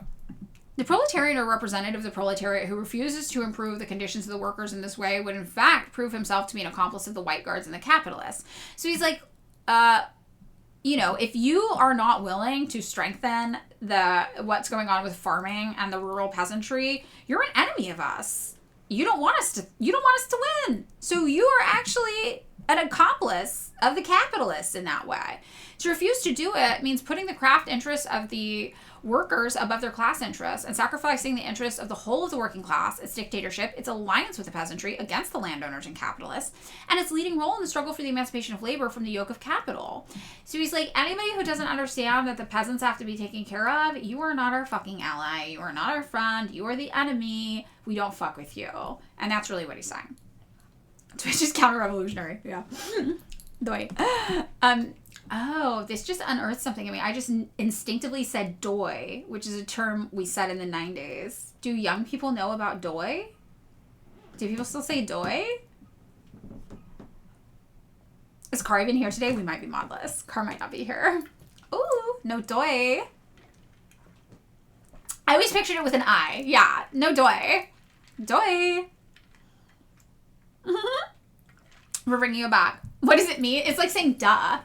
Duh. Doi. It was like, no, it wasn't even the duh replaced doi. It's the doi was like the cool kid version of duh. Doi. No doi. Oh my god. It was like the Valley Girl version. Like, unk. Yeah. 31, you got the tail end of the doi era. Well, my version, my Valley Girl version of Marxist-Leninism is going to be Marxist-Leninism doyism. All the geriatrics unlocking memories. You'll be like us one day. You'll be 39 and loving it. I love it. I love being 39. All right. So he's like, look, we gotta direct all of our forces to the fucking peasants right now. The peasants are gonna save us. Our food policy is really fucking important. So he says, one of the things we did is we've replaced the surplus appropriation system by the tax in kind, which implies a free market, at least in local economic exchange, after the tax has been paid. Uh-oh. we're market liberalizing. We've got a fucking free market. And you guys are going to flip out about it, but we got to do it, and here's why. And this can really have a parallel drawn to the Dengist reforms, yes, of the 1980s in China. What is the essence of this change? Well, he's like, look, wrong ideas everywhere. People love them. Everybody has wrong ideas. But usually people are wrong because they're not trying to study the meaning of the transition or to determine its implications. It's just assumed that the change is from communism in general to the bourgeois system in general, right? So he's like, okay, we're doing market liberalization forms. So you ding-dongs out there, you think that means that we're not doing communism anymore and now we're doing capitalism. Well, you're wrong. And that's what he's really saying. So when you talk to some people and they're like, China stopped being socialist in the 1980s. Well, Lenin, who created Marxist-Leninism, doesn't agree. Lenin says they're doing Marxist-Leninism. So this is where you run into these ding-dongs out here who are like, I don't know what Marxist-Leninism is. I don't know what communism is. And I don't know what capitalism is. But I feel like market liberalization just is capitalism. So I just think that China, for example, stopped being communists in the 1980s and they switched to capitalism. And Lenin is here 60 years before that happens being like, oh, you might think that. You might think that if you're dumb. And he's like, let me explain. We're not dumb. We're not just becoming bourgeois, ding dong. We're not like not doing communism anymore. We're doing it. And I'm going to walk you through it. So he says the tax in kind, which is their market liberalization kind of stuff, is one of the forms of transition from that peculiar war communism. They had war communism. They had a lot of wars, 1918, 1920. They had 3 years of civil wars. It was really, really bad. And he was like, look, that was forced on us by extreme want, ruin, and war to regular socialist exchange of products. The latter, in turn, is one of the forms of transition from socialism with peculiar features due to the predominantly small peasant population to communism. And he's like, we had different conditions when we were in war, and it was out of necessity. We needed things to be a certain way. But look, now we're not in that stage, and we have to look at what's immediately needed and pivot. We have to be flexible. We have to pivot. We have to, transition, basically. So under the peculiar war communism that they had, we actually took from the peasant all of his surpluses and sometimes even a part of his necessities to meet the requirements of the army and sustain the workers. So like, look, we took everything from the peasants. We even left some peasants to starve so we could feed the soldiers so we could win this war. And he's like, most of it we took on loan for paper money. But for that, we would not have beaten the landowners and capitalists in a ruined small peasant country. The fact that we did, in spite of help our exploiters got from the most powerful countries in the world. And you didn't remember that. When they had a war, the Civil War, the white armies were not just rich guys from Russia. Rich guys from every powerful country in the world joined in because they were like, if Russia falls to communism, our country could be next. And this is what we see when we look at these forever wars against communism all around the globe, these anti-communist extermination campaigns. It is a lot of the capitalist Western powers coming together, right, to work with each other to defeat the communists. And that's exactly what happened with the USSR. So Lenin is kind of like, it's a miracle that we beat an army of the richest dudes on the planet working together to try to overthrow us. He says that is a miracle. That's the miracle of heroism the workers and peasants can perform in the struggle for their emancipation. It also shows that when the Mensheviks, social revolutionaries, and Kautsky and co. blamed us for war communism, they were acting as lackeys of the bourgeoisie. We deserve credit for it. And he's like, yeah, we did war communism. Yeah, it was hard. Yeah, it was fucked up. But you know what? We won. We won. This is what needed to happen to win. And you guys were sitting there critiquing us and running your mouths. But in the end, it's what saved us. It's what made us win. And that's what you're going to hear a lot of from people when you talk about communism. A lot of people who are like, well, this, it's not ideologically pure. It's not this, it's not this, it's not this. Ironically, the critiques the liberals have of us, they think that's what we're doing. The reality is that the communists don't really care that much about, the Marxist-Leninists, about what's ideologically pure. We care about what works and helps people. What works? What grants us power above the rich people exploiting us? What ends the exploitation at the hands of the rich people? How does it work? What does it look like? What do we have to do? And it might be messy. It might not be a clear line, but we're going to do it. And that's the flexibility that comes with the Marxist-Leninist ideology that a lot of people don't understand, right? And then you have liberals out there being like, everything has to be so pure for you leftists. And it's like, actually, no. You only have to do a few things for us. And we're pretty flexible on the rest. The problem is that you guys aren't even doing the few things. You're out here calling yourselves leftists, and you're not doing like the 5 things you have to do to be able to make that claim. Everything else we could work out. Everything else is negotiable. We're very, very flexible, right? But they're not doing the bare minimum, and they're confused, where we're like, we do not fuck with you, right? It's just a few things you gotta do, and you're not doing any of them. So, just how much credit is a fact of equal importance? It was the war and the ruin that forced us into war communism. It was not and could not be a policy that corresponded to the economic tasks of the proletariat. It was makeshift. The correct policy of the proletariat exercising its dictatorship in a small peasant country is to obtain grain in exchange for the manufactured goods a peasant needs. This is the only kind of food policy that corresponds to the tasks of the proletariat and can strengthen the foundations of socialism to lead to its complete victory. He's like, look, everything we did in the war, that wasn't ideal. We didn't do that because that's what we thought was smart and what we wanted and would have been ideal. That's what we did to survive. That's what we did to win the war. It was makeshift, okay? So now he says what we ideally would have done if we weren't fighting a war against the most powerful fucking people on the planet would be something totally different. Now we're not fighting the war anymore. We have to transition from the war communism we created to survive into the type of socialism's foundation that we want. And he says, we are still so ruined and crushed by the burden of war, which was on but yesterday and could break out anew tomorrow, owing to the rapacity and the malice of the capitalists. Like, the war fucked us up, he's saying. And the war just ended. And guess what? The war could start again tomorrow, depending on how determined these evildoers are. And he's like, we could not give the peasant manufactured goods in return for all the grain we needed. We weren't able to make enough stuff to exchange for them. Being aware of this, we are introducing this tax in kind, this revision, right? That is, we shall take the minimum of grain we require for the army of the workers in the form of a tax and obtain the rest in exchange for manufactured goods. So he's like, we're kind of taxing them what we need. Okay, what are the 5 things needed to be a leftist? Let's see if I can find a good summary of Lenin's contributions.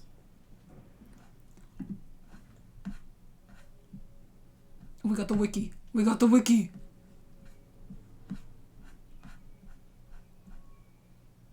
There's some of them I always forgot. Let's see if we can find this one. It's one of them is democratic centralism, obviously. One of them is I'm still looking to see if we can find them all summarized. Lenin, the Vanguard Party, democratic centralism. The right of oppressed people to self-determination. That's one of them. Who else? Does anybody have the other 2? What are the other fucking 2? There's 2 more. These are the ones I always forget, too. I always forget them. But the big ones are Vanguard Party, right to self-determination for oppressed people, democratic centralism as an organizational structure. Those are the big ones. And then, of course, workers owning the means of production is the goal. That being the goal. Okay? So, those are the 4 biggest ones. I would say maybe, I don't know, I feel like that might actually be it. A post-capitalist, move to socialism, the workers owning the means of production. There's more, though. Most people usually say Lenin contributed 5 things, and I can never remember the last 2. I'm going to search. Hold on. Let me search again. Vanguard Party. I'm going to add 2 of them. Self-determination. Because it keeps giving me lists, and I'm like, this is what I want. It's like the 5 conditions of imperialism or something like that. And I'm like, I don't need that. That's a different thing.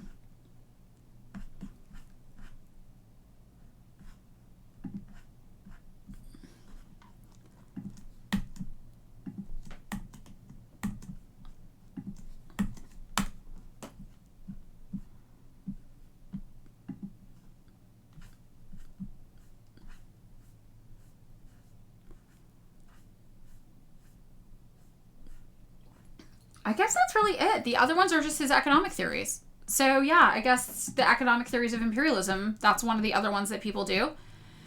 And the dictatorship of the proletariat, but that's not necessarily a new contribution. So I guess that's it. Yeah. So that's why I can never remember the other 2. So that's it. Okay. So really, it's only 4 things you need, right? Three or 4 things you need. That's it.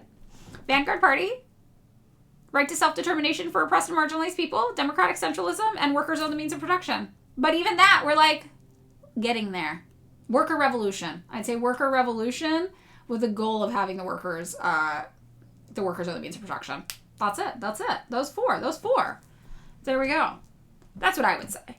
But if you guys have others that you think are important, or if you think there is another contribution of Lenin's that does fit in as a qualification for what you have to be a leftist, let me know, because I'm curious. Because I do feel like there's more that I'm missing. And that is what we want. Yeah. Okay, so back in on this. So Lenin's like, look, we also have to be realistic here. Our poverty and ruin right now after the wars are so great that we cannot restore large-scale socialist state industry at one stroke. Now, what he's talking about here is really specific to the conditions of Russia at the time. So this stuff isn't going to be something that's easily applied to the conditions of the United States or to China or to other countries. It's specific to what was going on in Russia at the time. But it's important to note that it is an example of the type of flexibility and specific considerations that you're going to have to roll with. He did also contribute being a cat guy. Yeah, that's true.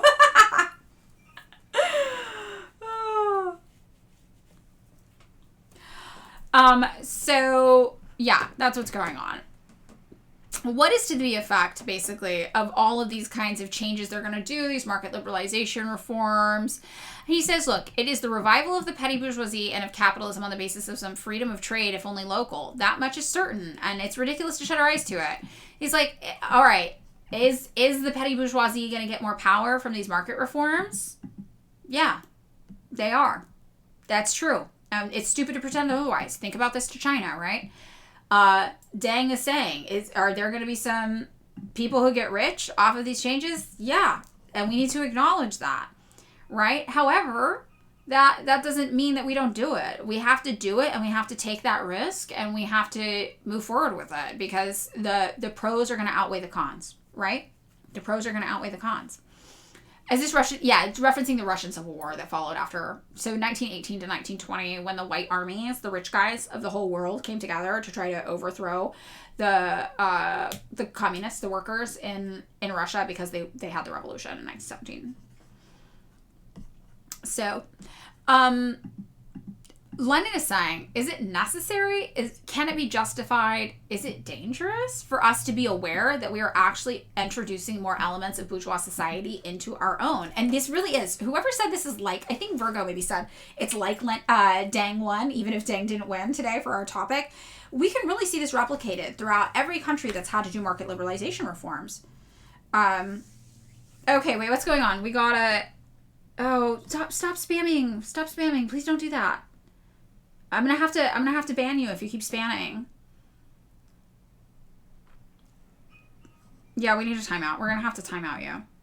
And this doesn't mean that what you're saying isn't true or important, right? And that is a conversation we can probably have tomorrow. But right now we got 20 minutes to wrap up what we're talking about, so we can't jump around from topic to topic. That's just not realistic, right? So just be aware of that. It's not a place to spam what's going on.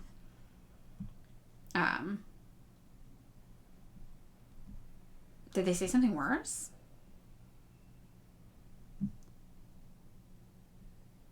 Should I just block them? Should I do that? Maybe I'll block them. They're timed out though. I can't find them. Okay, when they come back, I'll block them if we need to. Oh, they want me to stop what we're doing. Yeah, that's just like not... We can't do that every single time a world event happens, unfortunately. Like, that's just not conducive to getting the information communicated. No need to block. Okay. Sharpie Panda, just wanted to pop in and tell you your podcast is one of the biggest things that encouraged the development of your political ideology of the last 4 years. Yay! Oh my god, that's awesome! I'm so happy to hear that. Thank you. Yay. Okay, yeah. We know Lebanon's being bombed. Yeah, we're not happy about any of this. Right. Just someone in despair. I mean, that's true. It's horrible. And it's horrible to watch this happen and feel like there's nothing you can do. And it might feel counterintuitive, but this is why when people are like, what do I do? What do I do? There's two things, right? You give them what is to be done by Lenin. You're like, here's what we do. The second thing is I just tell people, join a socialist org near you. Join a socialist org near you immediately. Because to me, turning people into socialists is the most important and pressing thing we could do. Or at least getting people sympathetic to the idea of socialism. Because as long as we have capitalism, we will have imperialist wars. Right? So how do you stop imperialist wars? You get more people on board with socialism and that transition. And so that's why even though it feels like so much can be happening in the world that takes your focus away, You have to be able to pivot back and forth between different things. And that doesn't mean you just throw yourself only into books and theory, but that does mean you remember that the way to stop all of this is to get us out of capitalism, right? So we have to also remember to prioritize any task that encourages that. And that's why I think joining a socialist org is really important. Oh, yay, Rob. This is awesome. We turned you into somebody who said they were socialist because they like Bernie to someone who knows what actual socialism is and joined a Marxist-Leninist party. Yay. I'm so happy to hear that. Yay, yay, yay. That's awesome. Okay. So back over here to Lenin. Lenin is saying, look, we know with these reforms, we're going to be introducing some elements of the bourgeoisie into our society again. We know that. We know that. We're not going to pretend like we're not. We know that. And so he's like, okay, so the questions are, is this necessary? Can we justify it? And is it dangerous to do this? And these are the same questions being asked when Deng did this in China. So Lenin is like, lots of people are asking, and lots of these questions are evidence of being simple-minded, to be blunt. He's kind of like sassy about it. So he says, look at my May 1918 definition of the constitutional parts of various socioeconomic structures of our economy. No one can deny the existence of all 5 stages already there. The 5 forms of the economy. We have the peasantry kind of economy that they call patriarchal or semi-barbarian. The socialist system, the small peasant structure, right? The petty bourgeois. He's like, to act like these elements are not still present in our society, first of all, is wrong. They're there. They're already there. So what is the policy the socialist proletariat can pursue from facing this economic reality that it all already is there? Is it to give the small peasant all he needs of the goods produced by large-scale socialist industries in exchange for his grain and raw material? Now, this is the example of their specific market liberalization reforms they were doing. Remember, he was like, we got to help the peasants. That's what we got to do. And he's like, this would be the most desirable and correct policy. We've started working on it, but we can't supply all of the goods, very far from it, nor shall we be able to do this so very soon. He's like, just being realistic, we're gonna have to do this market thing. We just have to. So it doesn't really matter if it's perfect or not. It's something that has to be done. He says, what is to be done? One way is to try to prohibit entirely, put the lock on all development of private non-state exchange, trade, capitalism, which is inevitable with millions of small producers. He's like, we could just be like super fucking hard-lined about it and double down. But such a policy would be foolish and suicidal for the party that tried to apply it. It would be foolish because it is economically impossible. It would be suicidal because the party that tried to apply it would meet themselves with inevitable disaster, basically. He's like, we could do that, and then we die. So how revolutionary is that action, really? Let us admit it. Some communists have sinned in thought, word, and deed by adopting just such a policy. And he's like, when you are super fucking hardline, when you're all ultra with your shit and everything has to be perfect, what does this amount to? Killing workers. Your ideology gets workers killed. And that's not helping us. That's not helping anybody. The ideology that's the best is the one that helps us keep our struggle going, right? We shall try to rectify these mistakes, and this must be done without fail, otherwise things will come to a very sorry state. The alternative, and this is the only sensible and the last possible policy, is not to try to prohibit or put the lock on the development of capitalism, but to channel it into state capitalism. So he's like, if we realistically know we need some elements of capitalism still for society to function, the only reasonable thing to do is for that to be state capitalism. This is economically possible, for state capitalism exists in varying form and degree wherever there are elements of unrestricted trade and capitalism in general. He's like, you already have some elements of state capitalism. Anytime your state, your government is involved in capitalism, in trade, right? You're already doing a form of state capitalism. So this is something easy for us to transition into. We have the mechanisms in place for it. We understand what it is and what it looks like. So he says, okay, if we know we need that, can the Soviet state, can the dictatorship of the proletariat be combined with state capitalism? Are they compatible? And he's like, yeah, of course they are. Of course they are. This is exactly what I argued in May of 1918. I hope I proved it then. I had also proved that state capitalism is a step forward compared with the small proprietor, the petty bourgeois element.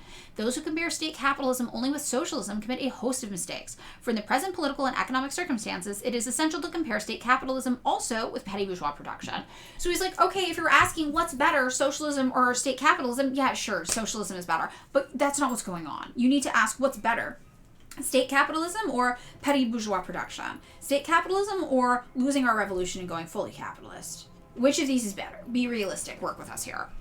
And he says the whole problem, in theoretical and practical terms, is to find the correct methods of directing the development of capitalism into the channels of state capitalism. So he's like, all we got to really worry about is how do we take capitalism and turn it into state capitalism, and to determine how we are to hedge it about with conditions to ensure its transformation into socialism in the future. And he's like, and how do we control it? How do we turn capitalism into state capitalism? And how do we ensure that we keep a hold of that state capitalism with the goal of implementing socialism in the future? That's one of the things that makes state capitalism different as well. And that's why when we look at socialists who are in charge of places, even if they're in a stage of state capitalism, we say that they are doing socialism because they are implementing capitalism in a way, state capitalism, in a way that ensures that socialism will be able to thrive there in the future as well, right? China was able to lift 800 million people out of poverty with what? State capitalism. That's because they understood state capitalism being implemented as a way to eventually lead to socialism. That's just it, right? Do you think that American capitalism is going to voluntarily lift 800 million people out of poverty through infrastructure projects and development? No. Fuck no. We're making more poor people every single year. So the argument that state capitalism is just a return to capitalism, it's completely made up. It's fabricated. It's wrong, right? You can feel everyone mushy 2 hours into the stream every Tuesday. I'm so sorry. I thought this would be a lighter text. Okay, would I say that post-Stalin USSR failed to correctly channel capitalism? My diaspora parents complain about policies limiting their ability to privately produce and sell within their private firm. Yeah, I would say that obviously post-Stalin, there was a lot of revision that happened. Khrushchev, it wasn't all bad, I guess. But there was a lot of market liberalization and reform that actually was weird. And also, it wasn't all just market liberalization that was weird. There was just perestroika, the two biggest revisions that happened at the time, post-Stalin. Also, all of these things really contributed to the destruction of the economy that had been built in the Stalin era, right? And I think that part of it that we don't talk about as much is more philosophical. I talk about this a lot. It's almost philosophical. In proverbially throwing Stalin under the bus, Khrushchev basically set it up so that it was easy to demonize any of the Stalin era policies and practice. And that's what led to them really losing control of it. As Lenin says here, right, how do we hedge it with the conditions to ensure its transformation into socialism in the future? He's really talking about how do we as the workers control this thing? We're going to build a beast. How do we make sure we control it? That's our primary goal. And that's what they really lost control of, I think, after Stalin. They lost control of the beast, if that makes sense. Oh, Lenin. Sorry. Lenin. Yes, we're reading Lenin. Okay. So he goes on about how specifically this applies to the USSR, right? We have some concessions we're going to give, and that's going to develop capitalism into the channels of state capitalism and implant state capitalism. We know concessions are necessary because things aren't going super, super great for what we've got going on over here. But have we thought about all the implications? If we make all these concessions, what's going to happen, basically? We're going to have an agreement, an alliance between state power, state capitalism, and the small proprietor, the petty bourgeois element. The concessionaire is a capitalist. He conducts his business on capitalist lines for profit. He's willing to enter into an agreement with the proletarian government in order to obtain super profits or raw materials which he cannot otherwise obtain or can only obtain with great difficulty. So Soviet power gains by the development of the productive forces and by securing an increased quantity of goods immediately or within a very short period of time. So he's like, yeah, okay, we're making deals with the capitalists. That's what we got to do. This is what we have to do, right? Owing to the insufficient development of the large enterprises, and the small proprietor element is more pronounced in all of its forms, and this is reflected in the deterioration of the surrounding peasant farming, the disruption of its productive forces, the decline in its confidence in the Soviet power.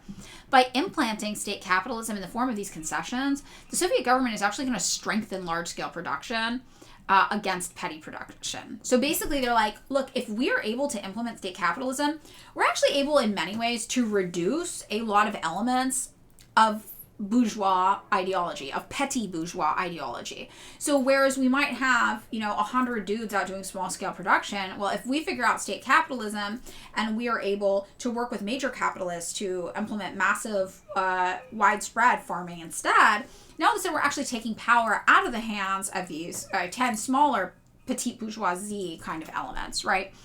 So I think this is really interesting to consider. He's like, this obtains a larger quantity of the products on large-scale industry. He's like, it's actually better for us, too, if we have massive large-scale industry than these small little shops doing things, these small little farmers. It's more efficient. We're able to actually produce more, and this actually helps us better. So he talks about how these concessions actually will, at the end of the day, help fight the bourgeois element of society, as long as we give it time to cook, right? What is it? Oh, Hegel's phenomenology of spirit. Okay, thank you. I know it's coming. Yes, thank you. Just give me a little time out. Sorry. I think it was Hegel's big dialecticals who said, it's desperation, and we totally get that. But we gotta stay on track. We only have a few more minutes before I have to jump off. So compared with other forms of state capitalism within the Soviet system, concessions are perhaps the most simple and clear-cut form of it. So he's like, that's one way it can come forward. There's other ways it can come forward too. We might be paying a tribute to world capitalism. We might ransom ourselves under certain economic arrangements. He says the whole difficulty with concessions is giving the proper consideration and appraisal of all the circumstances when concluding a concession agreement and then seeing it fulfilled. And he's like, it's going to be hard. And we got to take these things as they come. And we have to be wise. We have to be analytical about how we implement them and why and what our goal is. Right?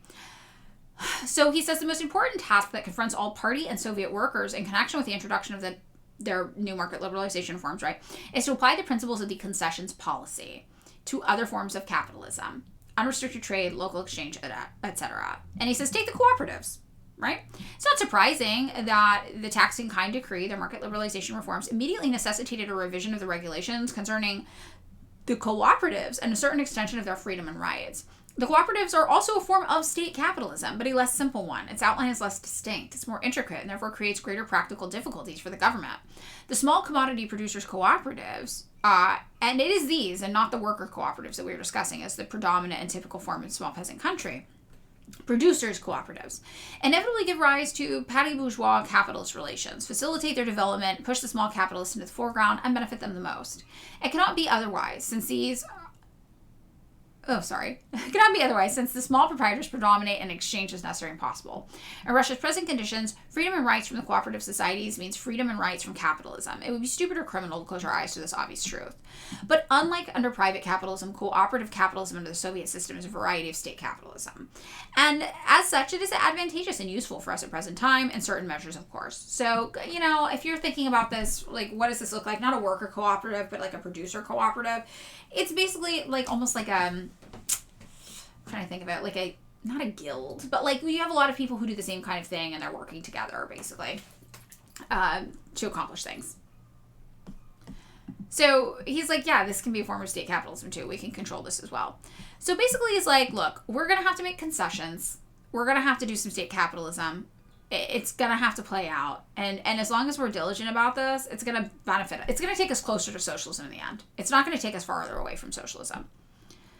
And he says the state, in this, a third form that this could take the state capitalism maneuver is to enlist the capitalist as a merchant and pay him a definite commission on the sale of state goods. That could be one. A fourth form could be the state leases to the capitalist entrepreneur and industrial establishment, right? There's all sorts of ways this can play out. And he says, we're afraid to look the vulgar truth squarely in the face and too often yield to exalting deception. We keep repeating that we are passing from capitalism to socialism, but do not bother to obtain a distinct picture of the we. To keep this picture clear, we must constantly have in mind the whole list, without any exception, of the constituent parts of our national economy, of all of its diverse forms, of all the 5 things he listed. You have to keep in mind, you have the petty bourgeois element, you're trying to get to socialism. You have the state capitalist element, you're trying to get to socialism. You have the large-scale mass production, the capitalists that you're trying to get to socialism. You have so many different elements of society, different economic models that you are trying to get to socialism. And you have to remember that your revolution includes shifting all of these things. And how that works is going to be a little bit differently, right? Work differently for everybody. And so he says in the May 5th, 1918 article, he talked about that, which we saw at the top of this. And he said, we, the vanguard, the advanced contingent of the proletariat, are passing directly to socialism. But the advanced contingent is only a small part of the proletariat, while the latter, in turn, is only a small part of the entire population. So he's like, we might be ready for socialism, you and me, the vanguard party, the Marxists, Leninists, right? But this doesn't mean everybody is. And it certainly doesn't mean that every industry is, right? And then this is kind of similar to when we've seen Marxism say basically, this is something similar actually to what Lenin said on electoralism actually. Like, just because we know we're ready for something or something's obsolete or it's time to go doesn't mean all of society is. Society is multifaceted and varies and is vast, and you have to be able to work with where society is at to meet your goals, or you're not going to meet them at all. And that's really what he's talking about here. And he talks about that in electoralism as well. That's an ongoing kind of element of what Lenin discusses, right? If we are to successfully solve the problem of our immediate transition to socialism, we must understand what intermediary paths, methods, means, and instruments are required for the transition from pre-capitalist relations to socialism. Because they were in a pre-capitalist state in many situations. And again, it wasn't their whole thing. They were a largely feudal economy, though, before the revolution. And they had elements of everything present, as he said, but they did have a large pre-capitalist contingency of their economy. So he goes on to talk about a little bit of the maps and what that actually looks like in Russia in particular. And then he gets into things that are beneficial for us to consider regardless of where we are, right? He says, we know perfectly well that it will take at least 10 years to complete the first stage of our one condition here in Russia. This period can be conceivably reduced only if the proletarian revolution is victorious in countries like Britain, Germany, or the USA. He's like, maybe we could speed it up if other places had the revolution, maybe we can't. But over the next few years, we must learn to think of the intermediary links that can facilitate the transition from patriarchalism and small production to socialism. We continue saying now and again that capitalism is a bane and socialism is a boon. But such an argument is wrong because it fails to take into account the aggregate of the existing economic forms and singles out only two of them. He's like, we don't just have capitalism and socialism here. We have all sorts of economic factors to consider that he laid out earlier, right? We have the petty bourgeois element. We have the patriarchal farming. We have state capitalism already existing. It's more than that. And we have to be willing to think about it in this comprehensive way as well, right? Capitalism is a bane compared with socialism. Capitalism, though, is a boon compared with medievalism, small production, and the evils of bureaucracy, which sprang from the dispersal of the small producers. And when Virgo was talking about how it benefits us to refer to ourselves as post-capitalists, it's to remember this. Capitalism was progress from medievalism, from feudalism, from all these things that came before it. It was good compared to those things, sure, but it's horrible compared to socialism. Socialism is one step beyond that. It's the next step forward. And that's important to remember. Inasmuch as we are yet unable to pass directly from small production to socialism, some capitalism is inevitable as the elemental product of small production and exchange, so that we must utilize capitalism, particularly by directing it into the channel of state capitalism as the intermediary link between small production and socialism, as a means, a path, and a method of increasing the productive forces. So he's talking about bureaucracy here, some things that are more specific to their conditions, or really what they had going on in Russia at the time. And I think that what is maybe a takeaway for us here is,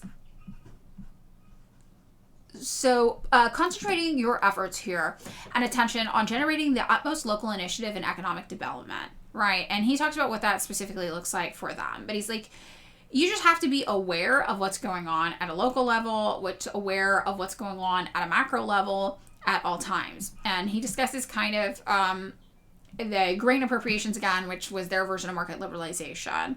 And so, that's my alarm, but we're gonna get to a point where it makes sense to close it. I won't jump off right away. Sorry, I'm like, Isn't it paradoxical that private capital should be helping socialism? He says, not at all. It is indeed an irrefutable economic fact. Since this is a small peasant country with transport in an extreme state of dislocation, a country emerging from war and blockade under the political guidance of the proletariat, which controls the transport system and large-scale industry, and inevitably follows first that at the present moment local exchange acquires first-class significance, and second that there is a possibility of assisting socialism by means of private capitalism, not to speak of state capitalism. Let's not quibble about words. We will have too much of that sort of thing. We must have more variety in practical experience and make a wider study of it. In certain circumstances, the exemplary organization of local work, even on the smallest scale, is of far greater national importance than many branches of central state work. These are precisely the circumstances now prevailing in peasant farming in general, and in regard to the exchange of the surplus products in agriculture for industrial goods in particular. So he's like, we got to organize things, we got to pay attention to what you actually need. Yap less, do more.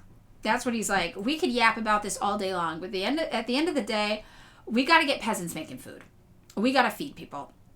And if it takes a little bit of capitalism to do it, then that's what it takes to do it. And that is not incompatible with Marxism. That is something we know is a part of Marxism and a part of this process from the jump. And that's why he says at the beginning, it's not even worth our time to talk to people who ignored that part of Marx. These anarchists, these left comms, that just aren't even paying attention to what Marxism is. Why would we listen to them? They don't know what it is. We do. And that's what we're going to do. Right? So that's what he's really talking about here. So let's see if there's anything in the end here that's interesting or relevant to us, as we are not living in 1920s Russia. We're going to sum it up with his kind of summary about this. So he says, our communists here in Russia, right, at the USSR at the time, our communists still do not have a sufficient understanding of the real duties of administration. They should not strive to do everything themselves, running themselves down and failing to cope with everything, undertaking 20 jobs and finishing none. They should check up on the work of scores and hundreds of assistants, arrange to have their work checked up from below by the real masses. They should direct the work and learn from those who have the knowledge, the specialists, and the experience in organizing large-scale production, the capitalists. Guess what? Sometimes you're going to need to ask a capitalist how to run a major fucking operation to get people the goods and services they need. You're going to have to be okay with that. The intelligent communists will not be afraid to learn from the military expert, although 9/10 of the military experts are capable of treachery at every opportunity. You might not like the fucking military, but if you're smart, you sure as shit will ask them for strategies that will benefit you. The wise communist will not be afraid to learn from a capitalist, right? Whether a big one or a small one, although the capitalist is no better than the military expert. If you're smart and somebody has knowledge you don't, and you need to get something done, it is smart to ask them how to get it done, even if you fucking hate them and you do not trust them, right? Did we not learn to catch treacherous military experts in the Red Army, to bring out the honest and conscientious, and on the whole, to utilize thousands and tens of thousands of military experts? We are learning to do the same thing with engineers and teachers. We should also learn to do it with the commission agents, with the buyers working for the state, and petty capitalist cooperators and entrepreneur concessionaires, etc. The condition of the masses of workers and peasants needs to be improved right away, and we can achieve this by putting new forces, including non-party forces, non-communists, to useful work. And that's what he's really talking about here. And he says, we know what we want, and that is why we will win. As long as we know what our goal is and what we're trying to accomplish, we will win. Right? So he's like, to sum it up, we had some bad conditions. We had a war. Our shit got rocked. Things are not cooking. We need them to cook. And we're going to have to do a little bit of the state capitalism to make it happen. It's not incompatible with Marxism. It is a part of Marxism. And it actually helps us get to socialism. It doesn't take it farther away from us. We, as communists, cannot be afraid of learning from bourgeois experts, including merchants, including capitalists, if it benefits us. But we have to test what we learn and utilize it in a way that benefits us as the workers, as the worker state. Do everything to help the masses of working people, to come closer to them, and to promote from their ranks hundreds of thousands of non-party people for the work of economic administration. And as for the non-party people who are Mensheviks and socialist revolutionaries disguised in fashionable non-party attire, they should be kept safe in prison or backed off to Berlin to join Martov in freely enjoying all the charms of pure democracy and freely exchanging ideas with Chernov, Milyukov, and the Georgian Mensheviks. So, he kind of ends it with a sass, right? He's like, and you know what? To all of those people who don't fuck with our vision and aren't going to get on board with what we're trying to do, go enjoy your free democracy somewhere else. Don't be our problem. Go do your fucking thing. Get out of here. Because we're trying to win something here. We're trying to build something. We're trying to fix it. It's not Lenin if there's no sass. It's so true. He's so sassy. Okay. So, do we have any questions? I can probably do a few more minutes for Q&A. Any questions that come from the text that you noticed, that you thought about, any rhetorical observations you guys have about things that we can use and how to better communicate our positions to the world or talk to people? Yes, of course. Okay. So, the Coma Machine. The other day you mentioned the Stimson Center. We're talking about North Korea. Then today I was reading about Dixie Mission, and who they mentioned? Stimson. It probably is. Yeah, the Stimson Center is a pretty large group. I'm not sure if it's the same one, but it probably is. Yeah. I'm glad. I hope I did make it interesting for you guys. I'm always trying to find a way to make Theory Thursday accessible. Bye, Lord Oxium. Thank you, thank you. You didn't really understand how the free market is necessary in the transitional state. So it's not necessarily going to be the free market. And Lenin talked about this. He was like, look, there could be a number of different concessions that would be necessary in a transition state for your country. It could be something to do with producer cooperatives. It could be something to do with, what is another example he gave? Like, purchasing certain plots of land, or all these things. He's like, there might be weird concessions you're going to have to make in whatever's going on in your revolution. And he's like, for us right now, it is a market system for peasants, because we have to be able to pay them, right, for food, because we need more food and we don't have enough products to give them. So we're going to have a market system with money involved for the exchange of food with them, because we just don't have the resources to be able to accurately give them everything that would balance out what we need from their food supplies. So for them, it happened to be a market system. For China under Deng, it happened to be a market system. In North Korea, they have a small market system as well that became an economic necessity in one specific region, one specific zone that mostly does free market trade with China. So different countries will have different things they'll find that they need. And in Russia at the time, it just happened to be free market. So it depends on what you have going on, basically. Let's see. How is Norway still a monarchy, a social democracy? So social democracy usually just refers to wanting to give a bigger social safety net at home while doing capitalism that exploits the global south. That's usually just how we talk about it. Yeah.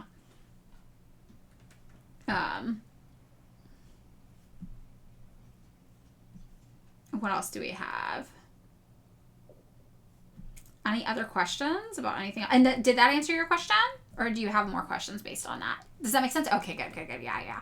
I mean, it could be anything, but very often it is some sort of a market system that does emerge. Probably in the US would be market transition. I do think that market socialism would be our easiest transition point.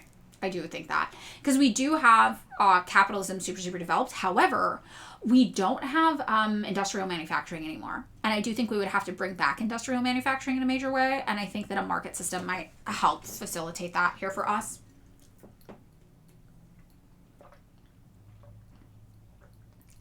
Bye, Dougie Doug. Thanks for sticking around. Okay. All right. I'll get waterboarded.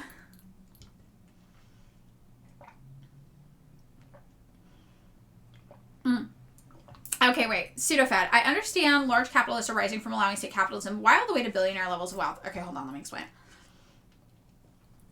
So in China, I feel like the unique conditions of China really need to be understood.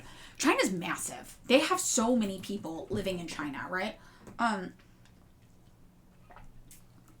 That means the scale of potential profits is also just maximized, right? If you're a housing developer and China is in state capitalism and they need to develop millions of houses, there's millions more potential for profit. So just the scale of China, I think, means that the scale of the potential wins for the capitalist class there was just bigger.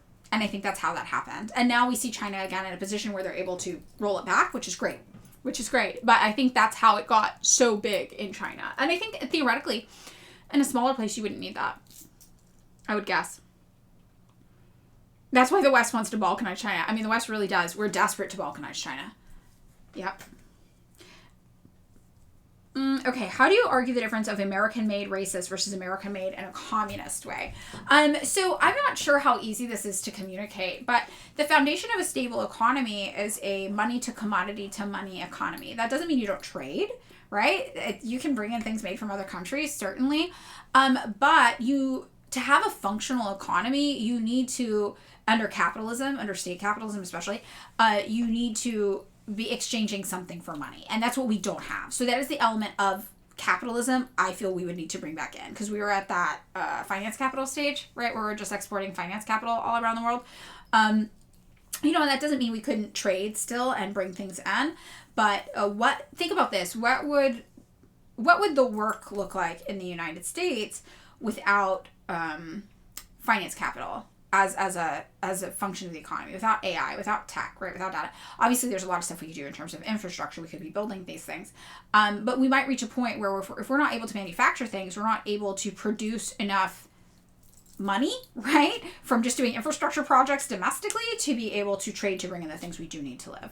So I think that's maybe a good way. I'm not sure if there's an easier way to communicate that, but we would need either domestic manufacturing in order to have things to trade to bring in the things we need, or we would need domestic manufacturing to produce the things we need directly. Either way.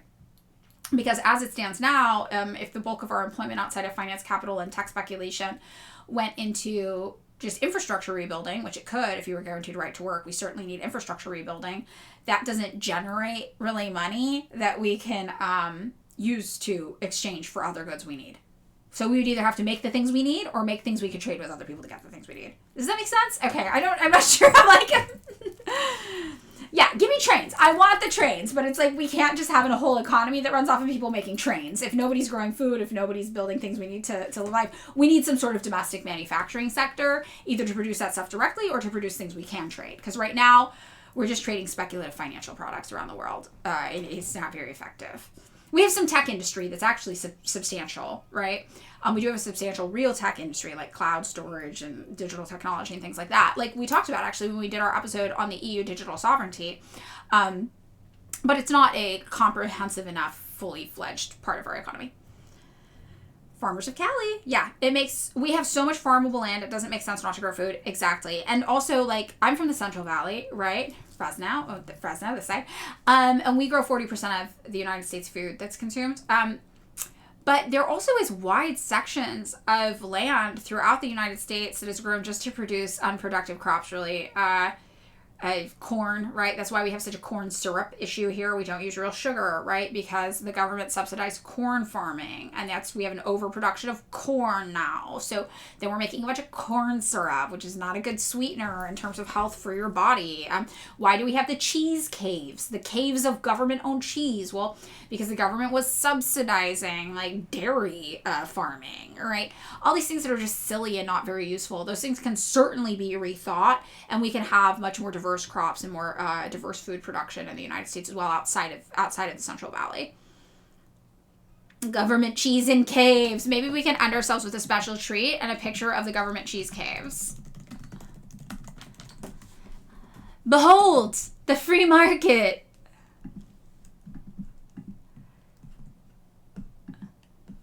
The government cheese caves. Yeah, we got a real weird country. We don't even need this. The government just had to buy this off of dairy farmers. And we're like, what do we do with it? And we're like, I don't know, what if there's nuclear fallout? Stick it in a cave, I guess. It's crazy. Yeah, we got weird government cheese caves in the United States. Where are the government cheese caves? Great question, chat. Where are they? Springfield, Missouri. I wonder if they do tours. Are there tours? Fun chat outing, just saying. Cheese caves and food surpluses. Oh my god, like there's a whole little blog post about it. We currently store 1.4 billion pounds of cheese. Not vegan. So, all the vegans should be communists because we would get rid of the excess torture and cruelty to the dairy cows that produces a 1.4 billion pound cheese surplus. So if you are a vegan and you're not a communist, what are you doing? What are you doing? You know, billion, yeah. We need to rate it and redistribute the cheese. We do. I don't know if you could go to tour there. They really should let you if not. Oh, you can. Now, yes, the Roquefort Cheese Caves on TripAdvisor. I don't really know. I don't think this is the government one. I think that's just a lovely cheese farm. Is it a cheese farm? I don't know how it works. Okay. All right, everybody. Where should we... Okay, would you read an article I can have that's an opposing view? Because I would like to hear your thoughts instead. It is by people who like Trotsky about Jamaican socialism. No problem at all. Look, Trotskyism really pisses me off a lot. I could read it, but I would hate it. But you can send it if you want. I wouldn't be able to do it on today's. Maybe we could talk about it tomorrow morning if we wanted. A proposal for some homework. It's very short. Forks yelling. To uphold socialism, we must eliminate poverty. I'm adding this to our Theory Thursday list, actually. I think it's pretty good. I think it's good. Dang on eliminating poverty. Okay, great. I love it. I love it, everybody.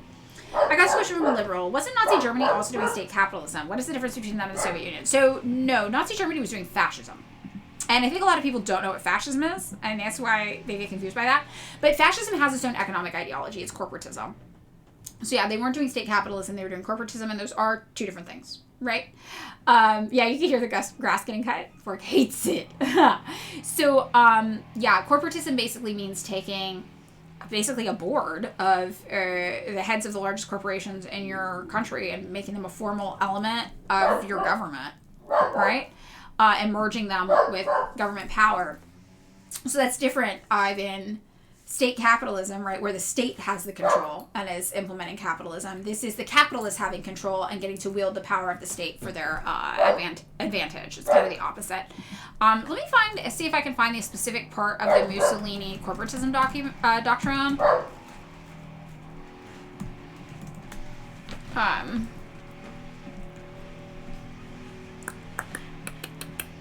I'm gonna find it. Okay.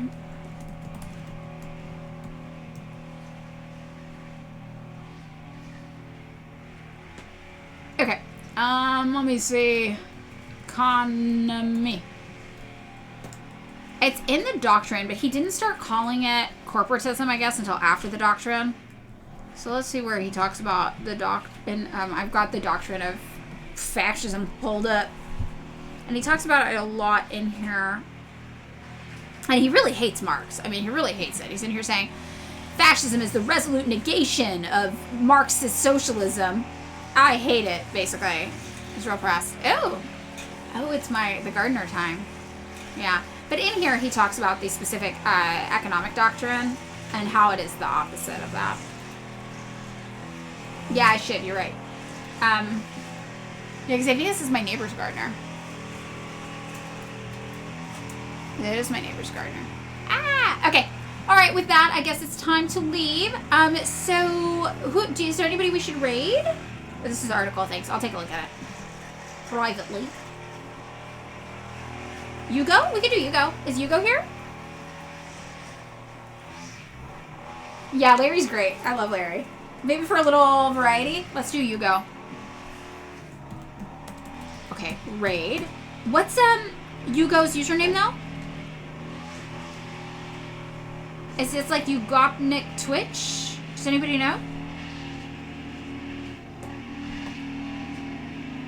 Yay. Ugopnik Twitch. Okay. Is it an underscore? It's an underscore. Underscore or no? Underscore, no! Do we know? No underscore. Okay. Ugopnik Twitch. Is it working? Yee. Yes, it's working. Haha! I'll read these trots. Talk about Jamaica, I guess. Bye, everybody. Thank you so much. Have fun.